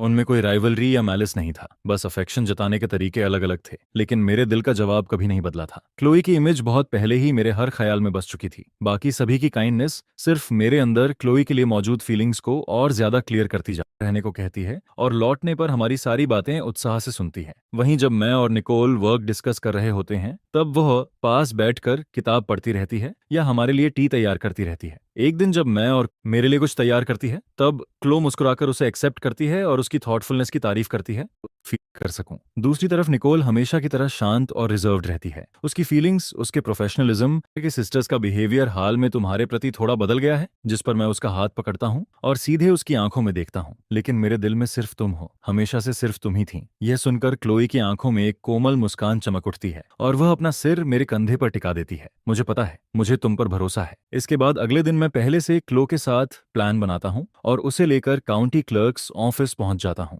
क्लो पैसेंजर सीट पर बैठी बाहर तेजी से गुजरते सीनरी को देख रही होती है। फिर वह धीरे से पूछती है, इथन, हम यहाँ क्या करने आए हैं? जिस पर मैं उसका हाथ पकड़ता हूँ, उसकी हथेली की ठंडक फील करता हूँ और गंभीर नजरों से उसकी तरफ देखता हूँ। मैं हमारे नाम बदलना चाहता हूँ। यह सुनकर क्लोई एकदम से ठिठक जाती है। वह पलकें झपकाती है और उसकी लंबी आईलैशेस बिल्कुल बटरफ्लाई विंग्स की तरह हल्के हल्के कांपने लगती हैं। हमारे नाम बदलना? हाँ। जिस पर मैं सिर हिलाता हूं और मेरी आवाज नरम होने के बावजूद पूरी तरह दृढ़ होती है। तुम वॉकर फैमिली की बेटी हो, इसलिए तुम्हारे नाम के साथ उनका सरनेम होना चाहिए। मैं चाहता हूं कि तुम क्लो वॉकर बनो, इस फैमिली का हिस्सा बनो, और मैं अपना लास्ट नेम छोड़ना चाहता हूं। मैं सिर्फ ईथन रहूंगा, सिर्फ तुम्हारा ईथन, जो पूरी जिंदगी तुम्हारी रक्षा करेगा, तुम्हें सुरक्षित रखेगा और जिसकी जिंदगी में कोई दूसरी डिस्ट्रैक्शन नहीं होगी। यह सुनते ही क्लो की आंखें लाल हो जाती हैं, उसकी आंखों में आंसू भर आते हैं, लेकिन उसके चेहरे पर एक चमकती हुई मुस्कान भी फैल जाती है, जिस पर वह तेजी से सिर हिलाती है और रुंधी हुई आवाज में कहती है, मैं आपकी बात मानूंगी ईथन, आज से मैं क्लो वॉकर हूं और सिर्फ आपकी क्लो वॉकर हूं। इसके बाद हमारे नाम बदलने की प्रोसेस काफी स्मूथली पूरी हो जाती है, जिस पर जैसे ही क्लो को उसकी नई आईडी मिलती है, वह उसे बेहद सावधानी से अपने हाथों में पकड़ लेती है। उसकी उंगलियां बार बार उस पर लिखे नाम क्लो वॉकर को छूती रहती हैं और उसकी आंखों में खुशी साफ दिखाई देती है। ऑफिस की खिड़की से आती धूप उसके चेहरे पर पड़ रही होती है, जिससे उसकी आंख के पास मौजूद ब्यूटी मार्क और भी ज्यादा खूबसूरत लगने लगता है, जिस पर मैं उसे अपनी बाहों में खींचता हूँ और उसके माथे पर एक हल्का सा किस करता हूँ। मेरी पूरी जिंदगी सिर्फ तुम्हारी है। जब हमारे नाम बदलने की खबर वॉकर हाउस तक पहुंचती है, तब मिसेस वॉकर की खुशी का ठिकाना नहीं रहता। वह लगातार मुस्कुरा रही होती हैं और क्लो का हाथ पकड़कर प्यार से सहलाती रहती हैं। क्लो वॉकर,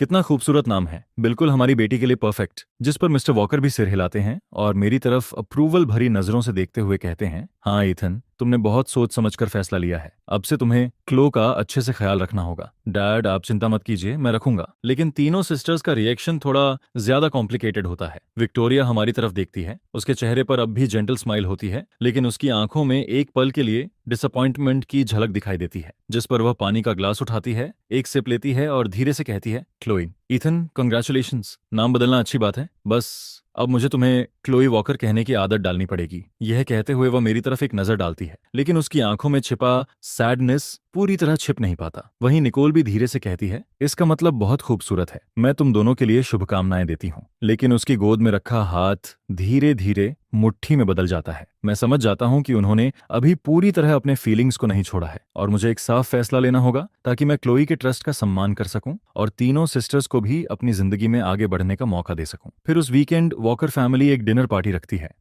गार्डन रंग बिरंगी लाइट से सजाया जाता है और गार्डिनिया की शाखाओं पर लाल लैंटर्न्स टंगे होते हैं जो पूरे यार्ड को गर्म रोशनी से भर रहे होते हैं। जिस पर मिस्टर वॉकर अपना ग्लास उठाते हैं और मुस्कुराकर कहते हैं, आज मैंने सबको दो वजहों से बुलाया है। पहली, क्लो और ईथन के नाम बदलने की खुशी मनाने के लिए, और दूसरी, पूरे फैमिली के साथ एक अच्छा समय बिताने के लिए। यह सुनकर सभी अपने ग्लासेस उठाते हैं। क्रिस्टल ग्लासेस की टकराने की आवाज हंसी और खुशियों के बीच पूरे गार्डन में गूंजने लगती है। डिनर आधा खत्म होने के बाद मैं अपना ग्लास नीचे रखता हूँ, गहरी सांस लेता हूँ और खड़ा हो जाता हूँ। एल्डर्स, सिस्टर्स, मुझे एक जरूरी बात अनाउंस करनी है। जिस पर सभी की नजरें मेरी तरफ मुड़ जाती हैं। मेरे बगल में बैठी क्लोई भी सिर उठाकर मेरी तरफ देखती है। उसकी आंखों में कंफ्यूजन और एंटिसिपेशन दोनों दिखाई दे रहे होते हैं। मैं उसका हाथ पकड़ लेता हूँ। उसकी उंगलियां हल्की ठंडी होती हैं, लेकिन वह मेरा हाथ कसकर पकड़ लेती है, जैसे मुझे ताकत दे रही हो। फिर मेरी नजर वहां मौजूद सभी लोगों पर घूमती है और आखिर में तीनों सिस्टर्स पर जाकर रुकती है। सिस्टर्स, आपने हमेशा मुझे केयर, अफेक्शन ऑफ अफेक्शन और सपोर्ट दिया है। हमारी पहली गलतफहमी वाली मुलाकात से लेकर आज तक मैंने आपकी काइंडनेस, सिंसियरिटी और जेंटलनेस को हमेशा महसूस किया है। जिस पर मैं विक्टोरिया की तरफ देखता हूँ। विक्टोरिया, आपने हमेशा चुपचाप मेरी पसंद की चीजें तैयार की। जब भी मैं और डैड बिजनेस डिस्कस करते थे, आप सही समय पर जरूरी बातें याद दिलाती थीं। आपकी थॉटफुलनेस और ग्रास ने मुझे फैमिली की वार्मथ महसूस कराई। यह सुनकर विक्टोरिया की आंखें लाल हो जाती हैं और उसके हाथ में पकड़ा वाइन ग्लास हल्का कांपने लगता है। फिर मैं टिफनी की तरफ देखता हूँ। टिफनी, तुमने मुझे बहुत सी नई चीजों से इंट्रोड्यूस कराया। ई स्पोर्ट्स अरीना से लेकर ड्राइविंग प्रैक्टिस तक तुमने मेरी जिंदगी में बहुत सारी खुशियां जोड़ी। तुम्हारी एनर्जी और सिंसेरिटी एक छोटे सूरज की तरह है जो अपने आसपास के सभी लोगों को वार्मथ देती है। जिस पर टिफनी सिर झुका लेती है। उसकी लंबी इलाशेज उसकी आंखों में मौजूद इमोशंस को छिपाने की कोशिश करती हैं, लेकिन उसके कांपते हुए कंधे सब कुछ बता रहे होते हैं। इसके बाद मैं निकोल की तरफ देखता हूँ। निकोल, तुम हमेशा वर्क डिस्कशंस का बहाना बनाकर मेरे साथ प्रोफेशनल टॉपिक्स पर बात करती थी। मैं तुम्हारे फोकस और जेंटल नेचर की दिल से रिस्पेक्ट करता हूँ। यह सुनकर निकोल अपने बालों को छूती है, जैसे अपनी आंखों की नमी छिपाने की कोशिश कर रही हो। फिर मैं सभी की तरफ देखकर कहता हूँ, मैं आप सभी का दिल से आभारी हूँ। मेरी आवाज शांत लेकिन पूरी तरह दृढ़ होती है। मेरे दिल में आप हमेशा क्लो की प्यारी सिस्टर्स रहेंगी और हमेशा मेरी सिस्टर्स भी रहेंगी। मैं इस फैमिली बॉन्ड को हमेशा चेरिश करूंगा और मैं क्लो का हमेशा ख्याल रखूंगा। यह कहते ही मैं और देर नहीं करता। मैं अपनी पॉकेट से एक वेलवेट बॉक्स निकालता हूँ, एक घुटने पर बैठ जाता हूँ और उसे खोल देता हूँ। अंदर एक सिंपल लेकिन बेहद एलिगेंट डायमंड रिंग रखी होती है। उसका डायमंड नरम लेकिन स्थिर रोशनी में चमक रहा होता है। जिस पर मैं धीरे से कहता हूँ, मैंने यह रिंग स्पेशली बनवाई है। इसके अंदर हमारे इनिशियल्स एंग्राव्ड हैं, जो हमारे अटूट बंधन का सिंबल हैं। फिर मैं ऊपर देखकर क्लो की आंखों में देखता हूँ। क्लो, इतने सालों तक मैं सोचता रहा कि शायद मेरे फीलिंग्स सिर्फ लंबे साथ की आदत हैं, लेकिन जब तुम घायल हुई थीं, तब मुझे अपने दिल की सच्चाई समझ आई। मेरे पास फैंसी वर्ड्स नहीं है, मेरे पास सिर्फ एक दिल है जो पूरी जिंदगी तुम्हारे साथ बिताना चाहता है। क्या तुम मुझसे शादी करोगी? यह सुनते ही क्लोई पूरी तरह स्टन्ड रह जाती है। अगले ही पल उसकी आंखों से आंसू बहने लगते हैं। वह तेजी से सिर हिलाती है और भावनाओं से भरी आवाज में कहती है, हाँ, मैं करूंगी। जिस पर मैं खड़ा होता हूँ, धीरे से रिंग उसकी उंगली में पहनाता हूँ और उसे कसकर अपनी बाहों में भर लेता हूँ। क्लोई का शरीर हल्का कांप रहा होता है। वह मेरी कमर को ऐसे पकड़ती है जैसे खुद को हमेशा के लिए मुझ में समेट लेना चाहती हो। यह देखकर मिसेज वॉकर की आंखें भी भर जाती हैं। वह मिस्टर वॉकर का हाथ पकड़ लेती हैं और बार बार कहती हैं, यह बहुत अच्छा है, सच में बहुत अच्छा है। जिस पर मिस्टर वॉकर भी राहत भरी मुस्कान के साथ अपनी आंखों के कोने पहुंचते हैं। हाँ, बच्चों की सारी मुश्किलें आखिरकार खत्म हो गईं। अब से हमारी फैमिली सच में पूरी हो गई है। इसके बाद विक्टोरिया हमारे पास आती है और मेरे कंधे पर हाथ रखती है। उसके चेहरे पर इस बार सच्ची राहत दिखाई दे रही होती है। मैं तुम दोनों के लिए खुश हूँ। थैंक यू विक्टोरिया, मैं क्लो का हमेशा ख्याल रखूंगा। फिर टिफनी भी आगे आती है। उसकी आंखें थोड़ी लाल होती हैं, लेकिन उसकी मुस्कान पूरी तरह सच्ची होती है। एथन, मेरी सिस्टर को हमेशा खुश रखना। यह कहते हुए वह प्यार से क्लोई के गाल को पिंच करती है, जिस पर दोनों सिस्टर्स एक दूसरे को देखती हैं और मुस्कुरा देती हैं। उनके बीच की सारी दूरियां जैसे उसी पल खत्म हो जाती हैं। चिंता मत करो टिफनी। वहीं निकोल अपने ग्लासेस ठीक करती है और धीरे से कहती है,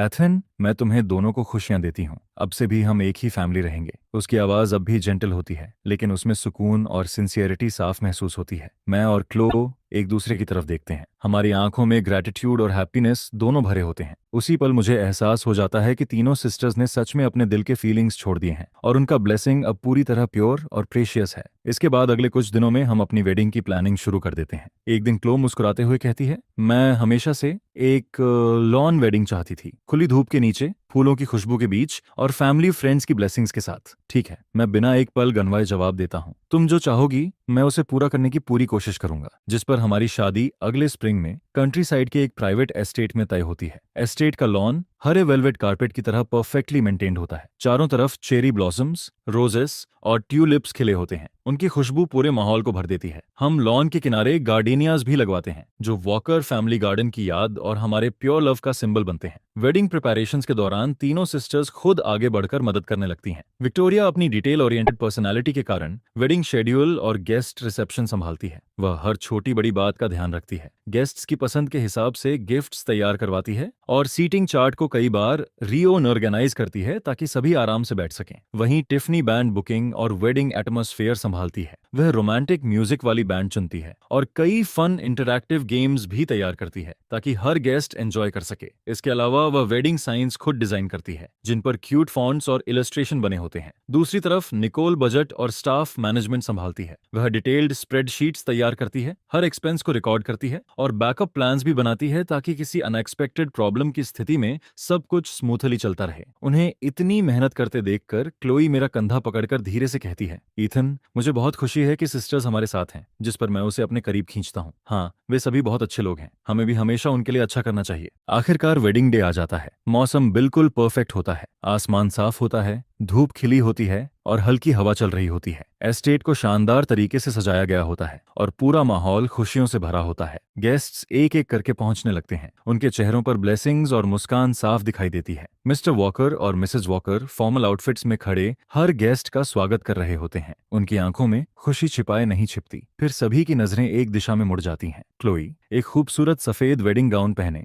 अपने पिता के साथ धीरे धीरे मेरी तरफ बढ़ रही होती है। उसके हाथों में गार्डिनियाज और व्हाइट रोजेस का बुके होता है। उसका वेल उसके कंधों तक खूबसूरती से गिर रहा होता है। उसकी ड्रेस की लंबी ट्रेल लॉन पर ऐसे फैल रही होती है जैसे कोई बर्फीला लोटस खिल गया हो। उसके चेहरे पर हल्का मेकअप होता है। उसकी आंखें जेंटल होती हैं, होंठों पर शर्मीली मुस्कान होती है और उसकी नजर सिर्फ मुझ पर टिकी होती है। लॉन पर बिछे रेड कारपेट पर गुलाबी फ्लावर पेटेल्स बिखरे होते हैं और बैंड एक रोमांटिक वेडिंग मार्च बजा रही होती है। धूप की किरणें उस पर पड़ रही होती हैं, जिससे वह किसी पवित्र रोशनी में ढकी हुई लगती है। मेरा दिल तेजी से धड़कने लगता है। मेरी नजरें उससे हट ही नहीं पाती। मलकोलैंड ड्राइव पर हमारी पहली मुलाकात से लेकर आज तक के सारे मोमेंट्स मेरी आंखों के सामने गुजरने लगते हैं। उसकी ब्रेवरी, उसकी जेंटलनेस, उसका ट्रस्ट, सब कुछ मेरे दिल में हमेशा के लिए दर्ज हो चुका था। मैं ब्लैक सूट पहने खड़ा होता हूँ और हाथ में सनफ्लावर्स का बुके पकड़े रहता हूँ। सनफ्लावर्स उसके फेवरेट फ्लावर्स थे, जो सनशाइन और वार्मथ का सिंबल थे। तभी मिस्टर वॉकर क्लो का हाथ मेरे हाथ में रखते हैं। एथन, क्लो हमारी फैमिली का लंबे समय से खोया हुआ ट्रेजर है। अब मैं उसे तुम्हें सौंप रहा हूँ। तुम्हें पूरी जिंदगी उसका ख्याल रखना होगा और उससे प्यार करना होगा। जिस पर मैं क्लो का हाथ मजबूती से पकड़ लेता हूँ और पूरी दृढ़ता से जवाब देता हूँ, मैं रखूंगा डैड। मैं अपनी पूरी जिंदगी उसकी रक्षा करूंगा, उसे चेरिश करूंगा और उससे प्यार करूंगा और मैं कभी भी उसका साथ नहीं छोड़ूंगा। जिस पर मिस्टर वॉकर संतुष्टि से सिर हिलाते हैं और वापस जाकर मिसेज वॉकर के पास अपनी सीट पर बैठ जाते हैं। दोनों एक दूसरे की तरफ देखते हैं और संतोष भरी मुस्कान साझा करते हैं। इसके बाद वेडिंग सेरेमनी शुरू होती है। ऑफिशिएंट हमारे सामने खड़ा होता है और नरम आवाज में पूछता है, इथन, क्या तुम क्लो वॉकर को अपनी पत्नी के रूप में स्वीकार करते हो? सुख और दुख में, अमीरी और गरीबी में, बीमारी और सेहत में अपनी पूरी जिंदगी उसके साथ रहने और उसका साथ निभाने का वादा करते हो? मैं करता हूँ। मेरी आवाज साफ और दृढ़ होती है। मेरी नजरें सीधे क्लोई की आंखों में टिकी होती हैं, जिनमें मेरे लिए गहरा प्यार दिखाई दे रहा होता है। मैं जानता था कि ये दो शब्द सिर्फ एक जवाब नहीं थे, बल्कि मेरी पूरी जिंदगी का वादा थे। फिर ऑफिशिएंट क्लोई की तरफ देखकर पूछता है, क्लोई वॉकर, क्या तुम ईथन को अपने पति के रूप में स्वीकार करती हो? सुख दुख, अमीरी गरीबी, बीमारी सेहत, हर परिस्थिति में उससे प्यार करने और उसका साथ निभाने का वादा करती हो? जिस पर क्लोई मेरी तरफ देखती है। उसकी आंखों में आंसू भरे होते हैं, लेकिन उसके चेहरे पर सबसे सच्ची खुशी की मुस्कान होती है। मैं करती हूँ। उसके ये साधारण शब्द हमारी पूरी जिंदगी के कमिटमेंट का भार अपने अंदर लिए हुए होते हैं। जिस पर उसकी आंख के कोने से एक आंसू निकलता है और उसकी सफेद ड्रेस पर गिरता है, बिल्कुल चमकते हुए मोती की तरह। इसके बाद हम रिंग्स एक्सचेंज करते हैं। मैं धीरे से रिंग उसकी उंगली में पहनाता हूँ और फिर वह भी मुझे रिंग पहनाती है। जैसे ही हमारी उंगलियां एक दूसरे को छूती हैं, ऐसा लगता है जैसे कोई गर्म और स्थिर एहसास हम दोनों के बीच बह रहा हो। वह छोटी सी रिंग अब हमारी जिंदगी को हमेशा के लिए जोड़ चुकी होती है। फिर ऑफिशिएंट मुस्कुराकर घोषणा करता है, अब मैं आप दोनों को पति और पत्नी घोषित करता हूँ। ईश्वर करे आप दोनों की जिंदगी लंबी और खुशियों से भरी हो। यह सुनते ही पूरा माहौल तालियों और चीयर्स से गूंज उठता है। रंग बिरंगे बलून्स आसमान में उड़ने लगते हैं और रंगीन स्ट्रीमर्स ऊपर से बरसने लगते हैं, जिससे पूरा एस्टेट खुशी के माहौल में डूब जाता है। जिस पर मैं झुकता हूँ और धीरे से क्लोई के होंठों को किस करता हूँ। उसके होंठ नरम और गर्म होते हैं, जिनमें गार्डीनियास की हल्की खुशबू महसूस होती है। उस पल ऐसा लगता है जैसे समय रुक गया हो। हमारे आसपास की सारी चीजें धुंधली पड़ जाती हैं और सिर्फ हमारी धड़कनों और सांसों की आवाज बाकी रह जाती है। इसके बाद शादी के दूसरे साल में एक दिन क्लो मेरे पास आती है। उसके हाथ में प्रेगनेंसी टेस्ट रिपोर्ट होती है। वह उसे मेरी तरफ बढ़ाती है और उसकी उंगलियां हल्के से कांप रही होती हैं। उसकी आंखों में खुशी के आंसू चमक रहे होते हैं। इथन देखो, हमारा बेबी आने वाला है। जिस पर मैं रिपोर्ट लेता हूँ, एक पल के लिए मेरा दिमाग पूरी तरह खाली हो जाता है और अगले ही पल एक ऐसी खुशी मेरे अंदर भर जाती है जिसे शब्दों में बताना मुश्किल था। मैं तुरंत उसे अपनी बाहों में भर लेता हूँ। सच में क्लोई, हम पेरेंट्स बनने वाले हैं? वह मेरे सीने से लगकर सिर हिलाती है। उसके चेहरे पर मुस्कान होती है, लेकिन आंखों से लगातार आंसू बह रहे होते हैं। डॉक्टर ने कहा है कि 5 हफ्ते हो चुके हैं। यह खबर हमारी जिंदगी में ऐसे फैलती है जैसे किसी शांत झील में पत्थर गिर गया हो और उसकी लहरें हर तरफ फैल रही हों। जिस पर उसी दिन मिसेस वॉकर ढेर सारे न्यूट्रिशनल सप्लीमेंट्स लेकर हमारे घर पहुंच जाती हैं। घर में घुसते ही वह क्लोई का हाथ पकड़ लेती हैं और उसकी तरफ देखती रहती हैं। उनकी आंखें लाल हो जाती हैं और वह क्लोई के चेहरे से उसके पेट तक देखती हैं, जैसे उन्हें कोई अनमोल खजाना मिल गया हो। मेरी प्यारी बेटी, यह तो बहुत अच्छी खबर है। अब से तुम्हें अपना पूरा ख्याल रखना होगा, ज्यादा थकना नहीं है। जो भी खाना या पीना हो, मॉम खुद बना कर देगी। इसके बाद मिस्टर वॉकर भी पीछे पीछे अंदर आते हैं। उनके हाथ में एक खूबसूरत वुडन बॉक्स होता है, जिसमें खास तौर पर मंगाया गया वाइल्ड जिनसिंग रखा होता है। उनकी आवाज हमेशा की तरह शांत होती है, लेकिन चेहरे की मुस्कान छिप नहीं पाती। क्लोई, अपनी ताकत बढ़ाओ। अगर किसी भी चीज की जरूरत हो तो अपने फादर को बताना। फिर अगले ही दिन विक्टोरिया अपनी एनुअल लीव ले लेती है और सीधे हमारे घर आ जाती है। वह प्रेगनेंसी बुक्स का पूरा ढेर लेकर आती है और रोज क्लोई के लिए अलग अलग न्यूट्रिशियस मील्स बनाने लगती है। आज से मैं तुम्हारी full time head of logistics हूँ। जिस पर वह अपनी खूबसूरत हैंडराइटिंग में लिखी हुई प्रेगनेंसी डाइट गाइड निकालती है। देखो, फर्स्ट ट्राइमेस्टर में स्पाइसी फूड अवॉइड करना चाहिए। मैंने तुम्हारे लिए यम और मिलेट पॉरेज बनाई है। इससे मॉर्निंग सिकनेस में आराम मिलेगा। इसकी खुशबू तो बहुत अच्छी है। हाँ, आराम से पीना, खुद को जला मत लेना। क्लोई गर्म पॉरेज का बोल अपने हाथों में पकड़ती है और उसका दिल गर्म जोशी से भर जाता है। विक्टोरिया, तुम्हें मेरे लिए छुट्टी लेने की जरूरत नहीं थी। जिस पर विक्टोरिया हाथ हिलाकर मुस्कुराती है। पगली लड़की, अभी तुम और बेबी सबसे ज्यादा इंपॉर्टेंट हो। वहीं टीफनी पूरी तरह एंटरटेनमेंट डायरेक्टर बन जाती है। वीकेंड की सुबह वह ढेर सारी सीडीज और पिक्चर बुक्स लेकर हमारे घर पहुंचती है। क्लोई, मैंने बहुत सारी सूदिंग प्रीनेटल म्यूजिक ढूंढी है और ये देखो, बेबीज वंडरफुल वर्ल्ड। इसकी पिक्चर्स कितनी क्यूट हैं। चलो बेबी को स्टोरीज सुनाते हैं। जिस पर वह सोफा पर बैठकर पूरे एक्सप्रेशन के साथ स्टोरीज पढ़ने लगती है। कभी जानवरों की आवाजें निकालती है तो कभी मजेदार एक्टिंग करती है, जिसे देखकर क्लोई जोर जोर से हंसने लगती है। हाँ हाँ टिफनी, तुम्हारी इंप्रेशंस तो कमाल की हैं। बेबी जरूर तुम्हारी खुशी महसूस कर रहा होगा। यह सुनकर टिफनी गर्व से थोड़ी ऊपर उठाती है। ऑफ कोर्स, क्या तुम भूल गई कि मैं कॉलेज ड्रामा क्लब में थी? फिर वह हंसते हुए कहती है, बेबी की अर्ली एजुकेशन पूरी तरह मेरी जिम्मेदारी है। दूसरी तरफ निकोल हमेशा की तरह कोऑर्डिनेटर बनी रहती है। एक दिन वह मुझे एक मोटी फाइल पकड़ाती है। Prenatal checkups, fetal movement monitoring, prenatal yoga classes, सब कुछ इसमें मार्क किया गया है। मैंने नैनीज के रिज्यूमेज और पोस्टपार्टम केयर सेंटर्स की कंपैरिजन लिस्ट भी जोड़ दी है। अगर कुछ बदलना हो तो देख लेना। मैं फाइल खोलता हूँ। अंदर मौजूद चार्ट्स और इन्फॉर्मेशन इतनी व्यवस्थित होती है कि देखकर मैं हैरान रह जाता हूँ। तुम सच में बहुत थरो हो। तुमने फॉर्मूला मिल्क की डिसॉल्वेशन रेट और डायपर्स की ब्रेथेबिलिटी तक लिख रखी है। जिस पर निकोल के होंठों पर हल्की मुस्कान आ जाती है। ये सब जरूरी है। बेबी की सेफ्टी सबसे इंपॉर्टेंट है। ऐसी चीजें पहले से सोचनी पड़ती हैं। क्लोई का फर्स्ट ट्रिमेस्टर ज्यादा मुश्किल नहीं होता, लेकिन उसे अक्सर थकान और नींद महसूस होती रहती है, जिस पर मैं अपना ज्यादातर नॉन एसेंशियल वर्क कम कर देता हूँ और रोज समय पर घर लौट आता हूँ ताकि उसके साथ रह सकूं। हर रात मैं धीरे से अपना सिर उसके पेट पर रखता हूँ, अंदर पल रही छोटी सी जिंदगी की हल्की हरकतों को सुनने की कोशिश करता हूँ और इमेजिन करता हूँ कि हमारा बेबी धीरे धीरे बड़ा हो रहा है। क्लो मुस्कुराते हुए मेरे बालों को सहलाती है, उसकी आंखें सपनों से भरी होती हैं। एथन, तुम्हें क्या लगता है, बेबी ज्यादा तुम्हारी तरह होगा या मेरी तरह? मैं उसका हाथ पकड़ता हूँ और उसकी हथेली से अपना चेहरा सटा देता हूँ। मैं चाहता हूँ कि बेबी बिल्कुल तुम्हारी तरह हो, जेंटल और काइंड, और अगर उसकी आंखें तुम्हारी जैसी हुई तो वह बहुत खूबसूरत होगा। जिस पर वह मुस्कुराती है, चांदनी उसके चेहरे पर पड़ रही होती है और उसे पहले से भी ज्यादा खूबसूरत बना रही होती है। और मैं चाहती हूँ कि बेबी तुम्हारी तरह हो, ब्रेव और रिस्पॉन्सिबल, ताकि फ्यूचर में वह खुद की रक्षा कर सके। समय धीरे धीरे आगे बढ़ता है। क्लोई का पेट बड़ा होने लगता है और उसके लिए चलना फिरना पहले से मुश्किल हो जाता है। रात में अक्सर उसे पीठ में दर्द रहता है और उसे नींद नहीं आती, जिस पर मैं पूरी रात उसके साथ जागता हूँ, उसकी पीठ की मसाज करता हूँ और उसे आरामदायक पोजीशन ढूंढने में मदद करता हूँ। एक रात वह धीरे से कहती है, इथन, तुम्हें मेरे साथ जागने की जरूरत नहीं है, कल तुम्हें काम पर भी जाना है। लेकिन मैं सिर हिलाता हूँ और उसकी पीठ की मसाज करता रहता हूँ। कोई बात नहीं,